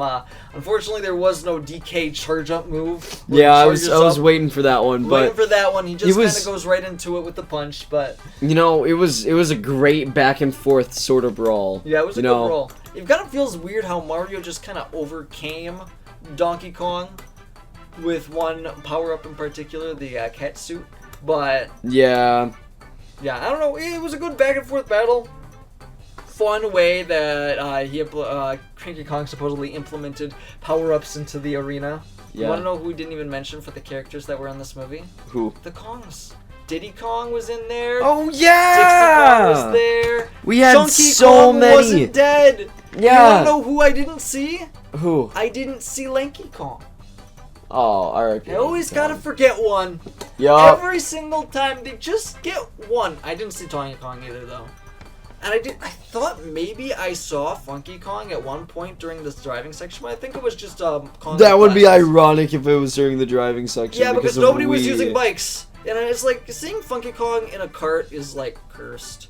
Like it is. Put that man in a Flame Rider and keep him in a Flame Runner. Like, it's where he's meant to be. Leave him locked up there. I feel like, okay, so we went from having like this great scene with Donkey Kong and Mario, and then we had the final scene, the final fighting scene. And I think the choreography is great. The problem is that Bowser's not stupid. Bowser's a dummy head. He's literally the star is in his reach. He captures the 9 out of 10 times. He acknowledges the absolute power of this star. He goes and destroys the entire kingdom for this star, and for the battle, which he finally reaches his burning point. He I'm not gonna pick it up. I'm gonna pretend like I didn't see this MacGuffin that can easily make you invincible and destroy anybody. I'm just gonna go after Mario, you know? And even after I do that and get him out of the picture, I'm still not gonna go get the star. Yup. It was bad. Then it is. It's something that you don't know on your first. You don't even notice on your first try watching the movie, but the second time it's so apparent. It's like, oh my God, Bowser, what's going on, man? No matter what, this guy cannot win a battle. He can't win a game against Mario. All right. Oh, the Rainbow Road scene. Oh, that's a great sequence though. But you want to know what? Okay, that Rainbow Road scene, well, I think when you think of Rainbow Road, I think the first one that everyone thinks of N64. is N64 Rainbow Road. You want to know what the twist is? It's Double Dash. Double Dash is the one that got the love for this Rainbow Road music that they use for Rainbow Road. It's not necessarily 64. It starts off with the da da da da da da da. It's the Double Dash one.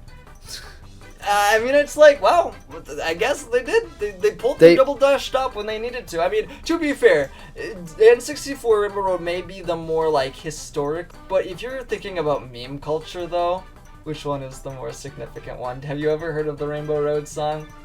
What do you mean by that? Oh, like, maybe this predates your time. Yeah, probably. Rainbow Road is the road that you go to die. I don't know, it's just a dumb song, but yeah, I don't know, it's just the internet legacy kind of carried that one. Also, Mario is playing like it's DS though. Mario do be playing Mario Kart like it's Mario Kart DS. There was like the garage from 7. There's the garage you from had 7, the wheels, the from... carts, all that from 8. You had the music from 8 during the garage scene. Yeah, and then you get out there, it's Mario Kart Double Dash, and then he's playing like it's DS. Yeah, it's like, bro, what? This is like Mario Kart 9 type of crap. I think they do kind of represent all the Rainbow Roads kind of equally, because the design admittedly looks a lot like N64 Rainbow Road. I mean, taking them back a notch, obviously. I mean, it literally is like just a Rainbow Road. It doesn't even look like that. It doesn't even look that hard to drive, that Rainbow Road. It's mostly just a straight line with like loops. Yeah. Like, it probably would make a pretty like meh racing track, but I mean, it's probably better than the one that's already in 8. Yeah.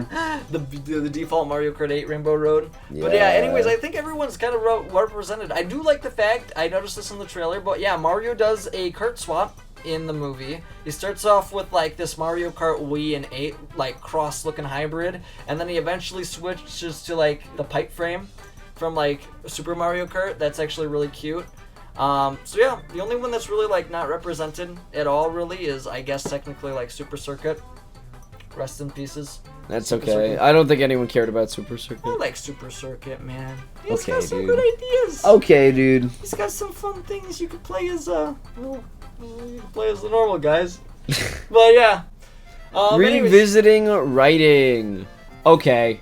The writing was not good at some point. Yeah, the writing was really not good. You want to just go back some lines that you thought were really atrocious? Dude, okay. So that one scene where Peach like walks into the room. Bowser is coming to kill us all. Okay, we gotta get an army, bro. What the crap is actually that writing though? We gotta get an army. It's so bad. It's pretty bad. It's how did that pass inspection? No. Who okayed that? It was not good. There were some parts of the movie that it was just atrocious, and I couldn't overlook it. Yeah, I think the best people who had the lines were, I feel like, the ones that really played into them, which is, funnily enough, the Bros. I think Toad did a decent job, even though some of the lines came out of nowhere. I mean, even Bowser's opening line in the movie, where he's like, "Open the gates or die." Yeah, that was pretty like it almost was better in the original, where it was just open the gates. It's just open the gates. Or maybe you could have just said open the gates or feel my wrath or something like that. I don't know. Just the writing. The writing was not at peak, and honestly, it's what you should expect from Illumination. Yeah, I feel like that's the only other place where it kind of shines as an Illumination movie. Otherwise, it's pretty good for the actual movie for the most part. But yeah, the writing is definitely not the movie's strong suit. We are going to get help from the Kongs. We're gonna go get help. Okay. Okay. It was bad. Yeah, it was really bad. There was you could probably get a whole bunch of like, you could probably get a whole lot of out of context lines from this movie too. It's kind of funny. Where were we on our list of fate? We already kind of talked about the eel scene. We also we talked a little bit about the baby flashbacks. It's cute that they're there. I don't think they were really needed. Yeah, if you gutted them entirely, it wouldn't change much. If anything, Peaches was maybe a little bit cool because you get to see how, she was in this kingdom for a while. She's even in like a little training sequence. That's cute. Again, it's just kind of like they make her princess. And it's like, if you think about Mario Bros. 3, that makes sense too. So, yeah, we kind of talked about that one a bit. References. This is... Okay, reference panel. There are so many so many references. They're all so good, too. And And can we just talk about my favorite one? My favorite reference in Very the first entire one. movie. It's really early on too. In fact, I'll preface and say that pretty much all of the major references that are really going to make you super excited that you found them, they're all in Brooklyn.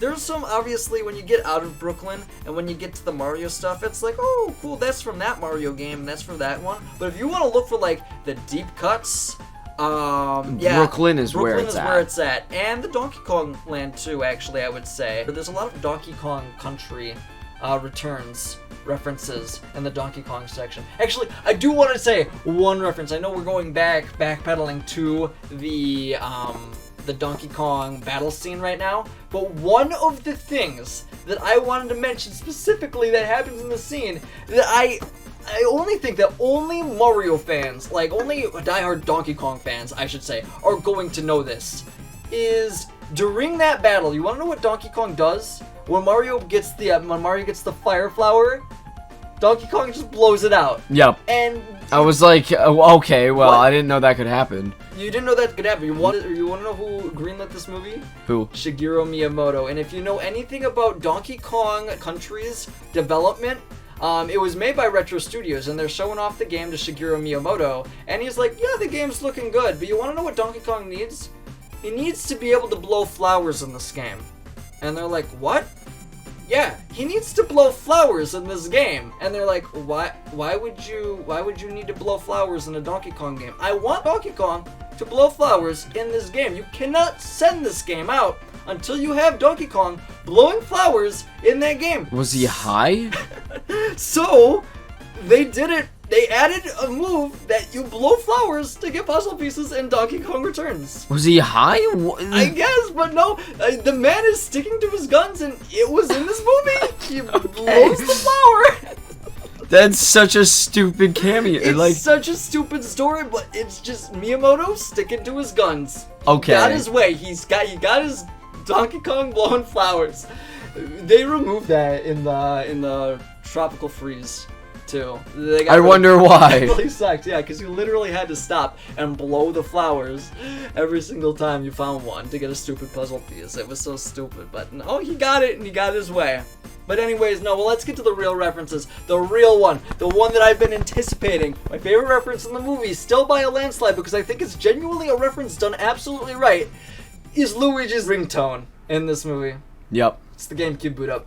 And it's funny because it's like, when you first watch the movie, you're just like, oh, that's a cute little Nintendo sound that's kind of iconic and funny. Like, yeah, that would be a good one. But no, if you actually dissect the reference and you actually value it, it's Luigi's ringtone is the GameCube.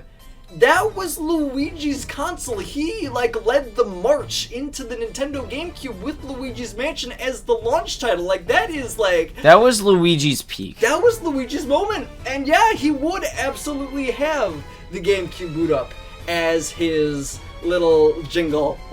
It's just such a cute detail that actually makes sense the more you think about it. I mean, other than the fact that Luigi's Mansion wouldn't have technically happened yet, but it's also weird that Nintendo is confirmed in this universe.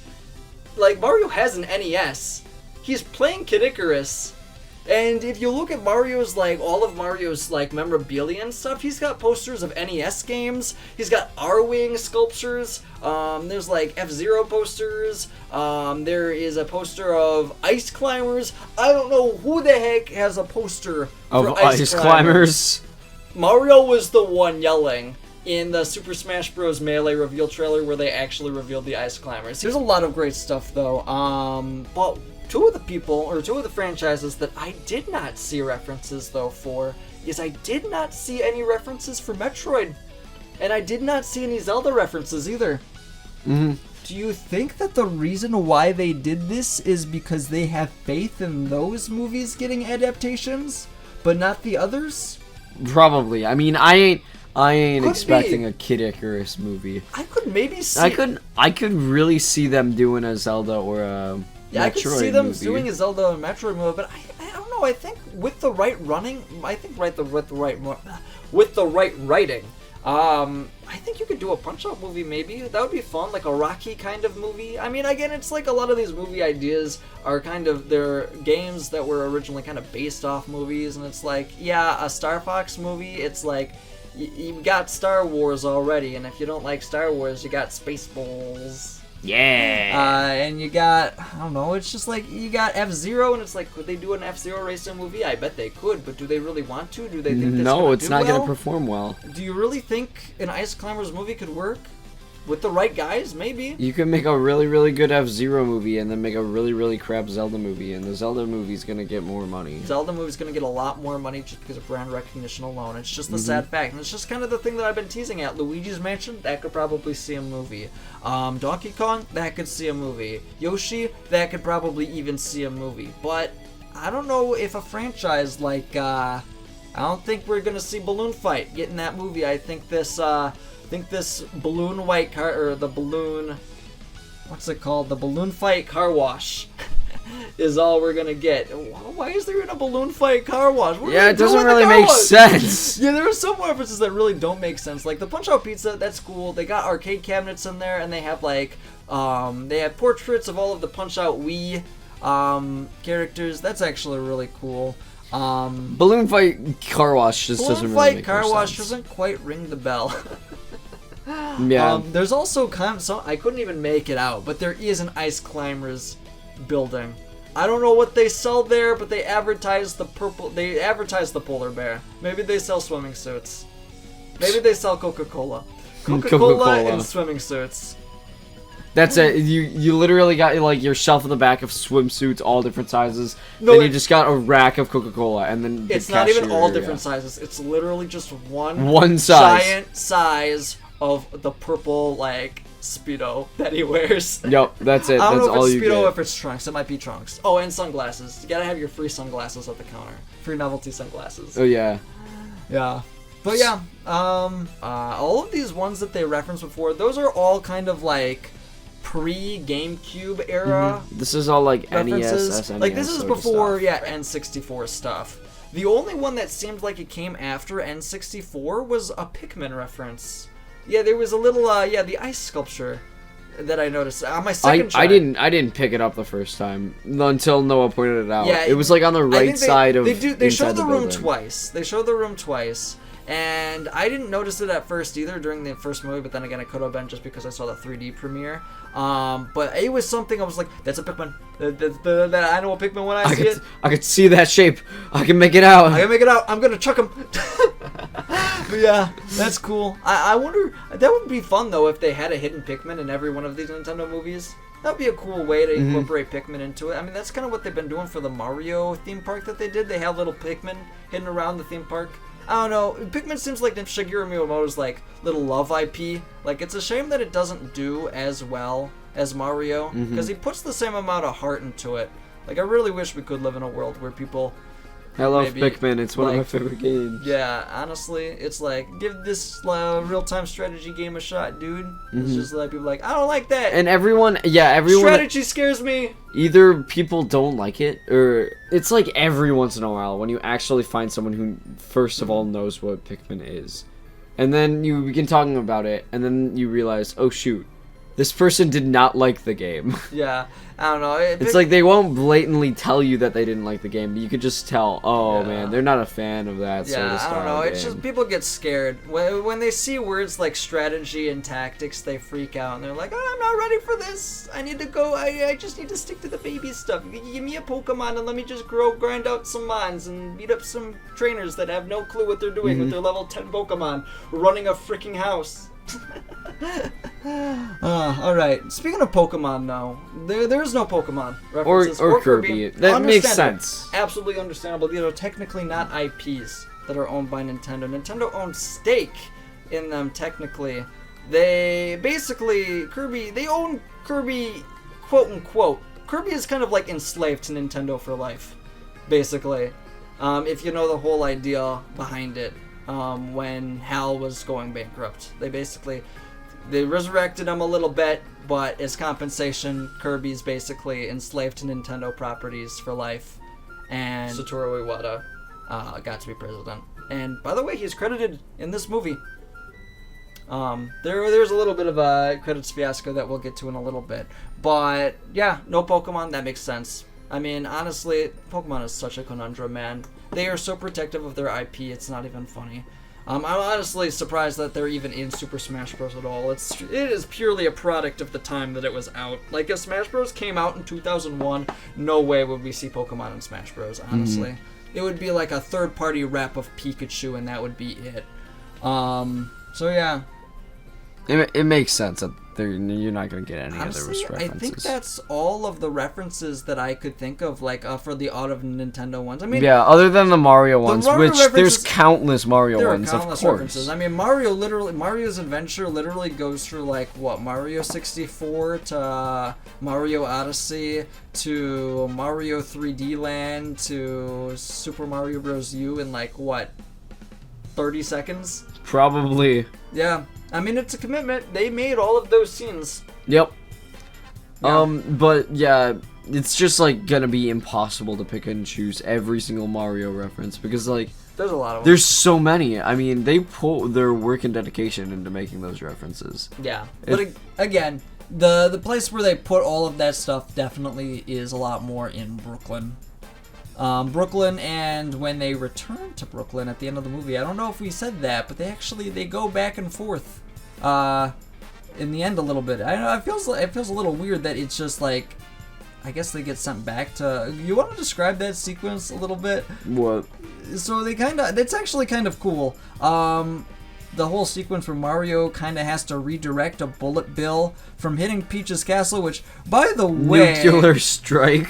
In Super just Smash... really uncalled for nuclear strike. That was just apparently always an option without the use of the star. It's just always in the volcano, by the way. He just has a nuclear strike on I don't know why he needed the star then. Yeah. But, let me just send a nuclear strike. Yeah, just send a nuclear strike. Why the not? only one who can deal with it is Mario. If I didn't do it while Mario was here, I could have ended everyone. Literally. But you want to know what's funny though? In Super Smash Bros. Melee, that castle is hit by so many Banzai Bills. It's literally the gimmick of the stage, is that it just gets hit by Banzai Bills. So I don't know why they're freaking out about one. It's not even one of those jumbo ones.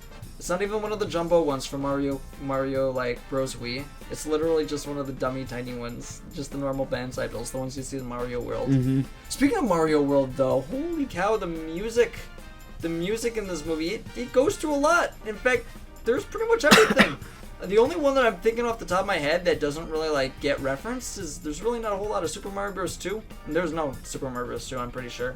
But Super Mario Bros. Is in there. You got Donkey Kong references. You got Super Mario Bros. 3 and World, a good amount of each. Super Mario Galaxy is in there, obviously. Another one that is omitted, understandably, is Super Mario Sunshine. I mean, you really can't pick anything from Super Mario Sunshine without it just standing out like a sore thumb. Yep. But like things like Gusty Gardens and stuff like that, you could repurpose that into a lot of stuff. And again, I suppose there wasn't really a whole lot of stuff from like, I don't think there was anything from like 3D Land or 3D World, if I'm not mistaken. Maybe, I know that Mario 64 even gets a little bit. But yeah, I'm drawing a blank for that after section. I'm not remembering any Odyssey. I'm not remembering Galaxy 2. It seems like they kind of hit their limit at Galaxy, but I'm fine with that. It covers a wide range and it leaves more potential for more songs later on, and I'm all for it because the music in this movie is actually really good. Mm-hmm. Like really good. Like I really want to listen to this actual like orchestral score. Like the credits theme is honestly really great. I want to listen to that one on loop a little bit anyways. But yeah, and again, the only thing from the GameCube era that I really picked out is just Mario Kart Double Dash's Rainbow Road. Yeah. Again, I guess if you're gonna pick anything from the GameCube, might as well do Mario Kart. The one Mario Kart we all know and love. Alright. Want to talk about the actual music, though? Oh, yeah, for sure. Alright. Okay, so, kind of a little bit of a hot take. All of the music is just, like, each song is just, like, what's the word? Notorious for being in different movies already. I think so. I agree with that.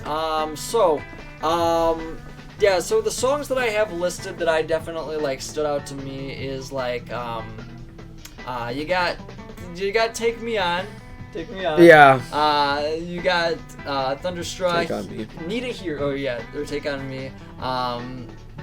Thunderstruck is in there. Mm-hmm. You got Need a Hero. I Need a Hero. And then Mr. Blue Sky is in there, and it's like it's a good track selection if you look at it. But when you look at each of But when you look at the tracks, all of these tracks are great because they all appear in different films that are more synonymous with the music. It's like you can't listen to Mr. Blue Sky without thinking Guardians of the Galaxy 2. Like it's impossible. I cannot unhear it now. The only thing I could hear of when I hear that song is "Where's My Little Groot Dancing." That's what I think of. And the same thing with Need a Hero. I need an action sequence. I need Mojo, the giant, the Shrek 2, the giant gingerbread man. I need that man destroying a city. Pronto. I need that when I hear that song. It doesn't live up to it without it. But they work in this movie. Well, I wouldn't. Yeah, I guess they do work. They work. They're serviceable. But some of them just feel forced. Like Take On Me by well, that one just... I thought that one was running in the 90s at first when I first heard of it. I wasn't even paying attention to the music. I was just trying to focus on all the little details that they were putting in. Pretty much, they get in the car, right? Yeah. And they're starting to drive. And Take On Me just does not feel that drive of the action of driving and, like, trying to stay in the car, like, being thrown about like you're tubing on the water behind a boat. It's like, it did not fit. Take On Me is like a kind of more romantic song. Yeah. It was like, okay, something feels forced about this, and I don't understand why they chose that song. They're trying to tap into that, maybe trying to tap into that 80s nostalgia maybe a little bit. Yeah, that's a good point. That's a really, really good point, because it's a Mario movie. A lot of the people who, like, grew up with Mario maybe, like, will be like having nostalgia for that sort of music, you know. I feel like that's a really good point to bring up. Oh, and you want to know what we haven't talked about yet? What's up? Here we go. So if I'm only back. Oh, yeah. It's not the full song, but the DK rap is in this this makes movie. it in. It makes it in. It does make it in. My favorite song of all time is in this movie, supposedly. My one claim to fame with this YouTube channel so far, other than a Fortune Street fan mod. It gets in the credits, but it literally just says DK rap from DK64. It's like, bro, you got a single 4 lines for credit. Yeah, no Grant Kirkhope. I mean, there's not even like, I don't know, it just kind of feels a little bit disingenuous. I mean, I get it. It's like Nintendo technically owns that as property, but like, still gotta put like where credit is due. Gotta give credit where credit is due. I mean, to be fair, everyone who knows the DK rap, everyone who cares about the DK rap, obviously knows that Grant Kirkhope is like associated with this song for life. It's just funny to think, though, that Grant Kirkhope, when he made this song, do you think he made this song thinking that it would end up being in a movie 30 years from now when he actually made it? If you were thinking, like, if you just literally just crap posted something together and you found out that of all your work that you've ever done, that was it. The DK rap. That's going to like define your legacy almost. Yup. It's just kind of funny, but oh well.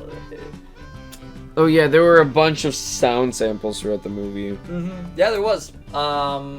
Definitely a lot of sound samples from 3D Mario and like the newer Super Mario Bros. Games. Coins, obviously, mushrooms, item blocks, you name it. Anything that can make a noise is probably there. But one of the things I did find was interesting was Bowser's roars. Those were all taken from games. Those are not genuine. That's not Jack Black. It's difficult to do a roar. If you've ever tried one, like roar. Not bad, actually. That was awful, dude. That was not good. Better than a lot of other people I've heard. But like, if you've ever seen like Broadway shows of like Beauty and the Beast and stuff like that, where characters have to roar, they're usually not that good.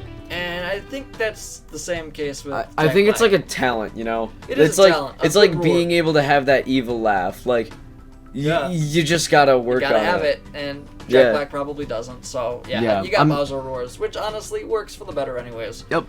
Yeah, honestly, I wish Bowser had Bowser Roars in Super Smash Bros. Not even that game has roars. Bowser just kind of whimpers around. Oh. Yeah, it's really sad. He needs some more showtime in Smash Bros. Sakurai, get on this movie. Take some notes. But yeah, I think we're getting the bottom of the barrel. Anywhere stuff? Want to just give some credit where credit is due for Illumination? Mm-hmm. Yeah, Illumination did really well with this movie. They did a good job. Mm-hmm. If you're telling me that Illumination is making a Mario movie, I would say that lived up to the hype. That lived up to the hype for what Illumination could deliver. I think it absolutely did. It wasn't perfect. But it was good. It was really good. For a Mario movie, it had its flaws, but it was good. It was as fun as it needed to be. Yep. I had a smile on my face the entire time. I watched that twice. Mm-hmm. So if that says anything, I'm happy for this movie. I'm glad we live in a world with the Super Mario Bros. Movie. And I really want this to happen. Yeah. I really want. Okay, let's talk about the opening. The only other time where this really feels like a Illumination movie, where the minion is in the cart at the beginning of the movie, playing Mario Kart. Where do you think he's heading? Do you think he's heading to the Mario Kart 8 booster pass? He better. I want Minion in Mario Kart more than you know. Now that this has happened, it's a possibility, and I want it. If it were to happen, I wouldn't be mad. I would smirk the same way I would smirk with Steve being in Super Smash Bros. Oh, the two people I want. I don't care who we get. I don't care how many colored birdos we get. I want Petey Piranha. Petey Piranha needs to happen. Minion from Illumination. Get that Minion in Super Mario Kart. Please. Man. We got him in the game. I need him. We need to play as the Dr. Mario Pill himself. I can't deal with my Shy Guy. Actually, no, I love my Shy Guy. You gotta love but like, I would love a Minion. Get that Minion in Mario Kart. And then they could customize it with like each individual, like what kind of eye or whatever. Oh yeah, you can click all the minions. You could be Otto, the frilly bat one. The really fat one from specifically Cars 3. Oh, that's another story. Yeah. I don't even think we have time to talk about We tried pirating. Nah.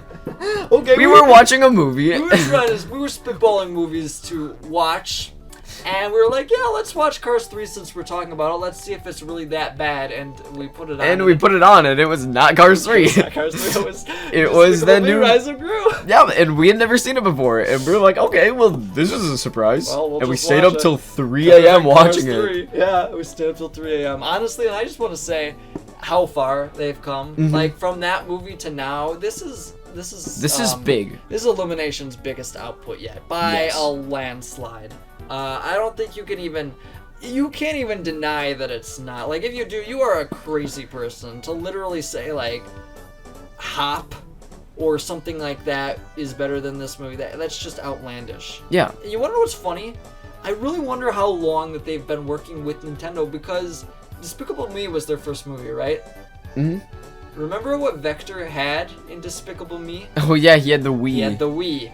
And if you, like, look at all of the other references in these movies, and it's like, there's a lot of Nintendo references in these movies, and it's like... Now they made them. They got it. They got the Nintendo. The Nintendo. And I'm pretty sure it's there to stick with them for quite a while. Yeah. Illumination just did such a miraculous job with this movie. I would say miraculous for what they needed to do. Yep. A miraculously little flawed masterpiece that they did for the Super Mario Bros. Movie. That is a perfect way to sum up what they managed to accomplish. I think that it was great for a game centered around Mario. Yeah. So what are you thinking? Like Nintendo Cinematic Universe? Is that what we're going in? I'm open for. We're going for it. We're getting this. This is the Iron Man. I want more. This is more of these sort of things. The Iron Man of the Nintendo Cinematic Universe. I want a sequel with Yoshi. I want get Donkey Kong. Yeah, I want that Zelda. We're gonna get Zelda. We're gonna get. We want that Donkey Kong. Yeah, we want more. We want more. We want the spin-offs to like happen. But we also want the writing to be good, so get better at it. Yeah, actually though. Bowser is coming. Bowser is coming. We need an army. Okay. Okay. Fake Toadsworth. I am going to get the Kong's help. I'm gonna get the Kongs. Okay, yeah, Illumination, step up your writing. Step up the writing, but everything else is Everything else was pretty good. There you go. We thoroughly enjoyed watching the movie. We loved critiquing the movie. Noah literally watched this movie twice. Suffered through it breaking like 3 times. Oh, we play tested it. We play tested. We play tested the movie. We made sure it was ready for the people at launch. 12 a.m. trip to go watch a movie. It was 3 hours. It was bad. It was 3 hours of a 1.5 hour movie. We could have watched the movie twice over. But oh well, it was a good time. It was a good memory. All right. Well, I think that's going to do it for today, everybody. Thank you guys so much for watching. If you like these kind of videos and maybe want to see me and Isaiah just chill out and talk about more stuff, this was fun. Leave a like. Yeah, leave a like. Comment. Tell us how we're wrong about our opinions. Tell us what we missed in the movie. What references? Maybe there's a hidden codename Steam reference in this movie somewhere.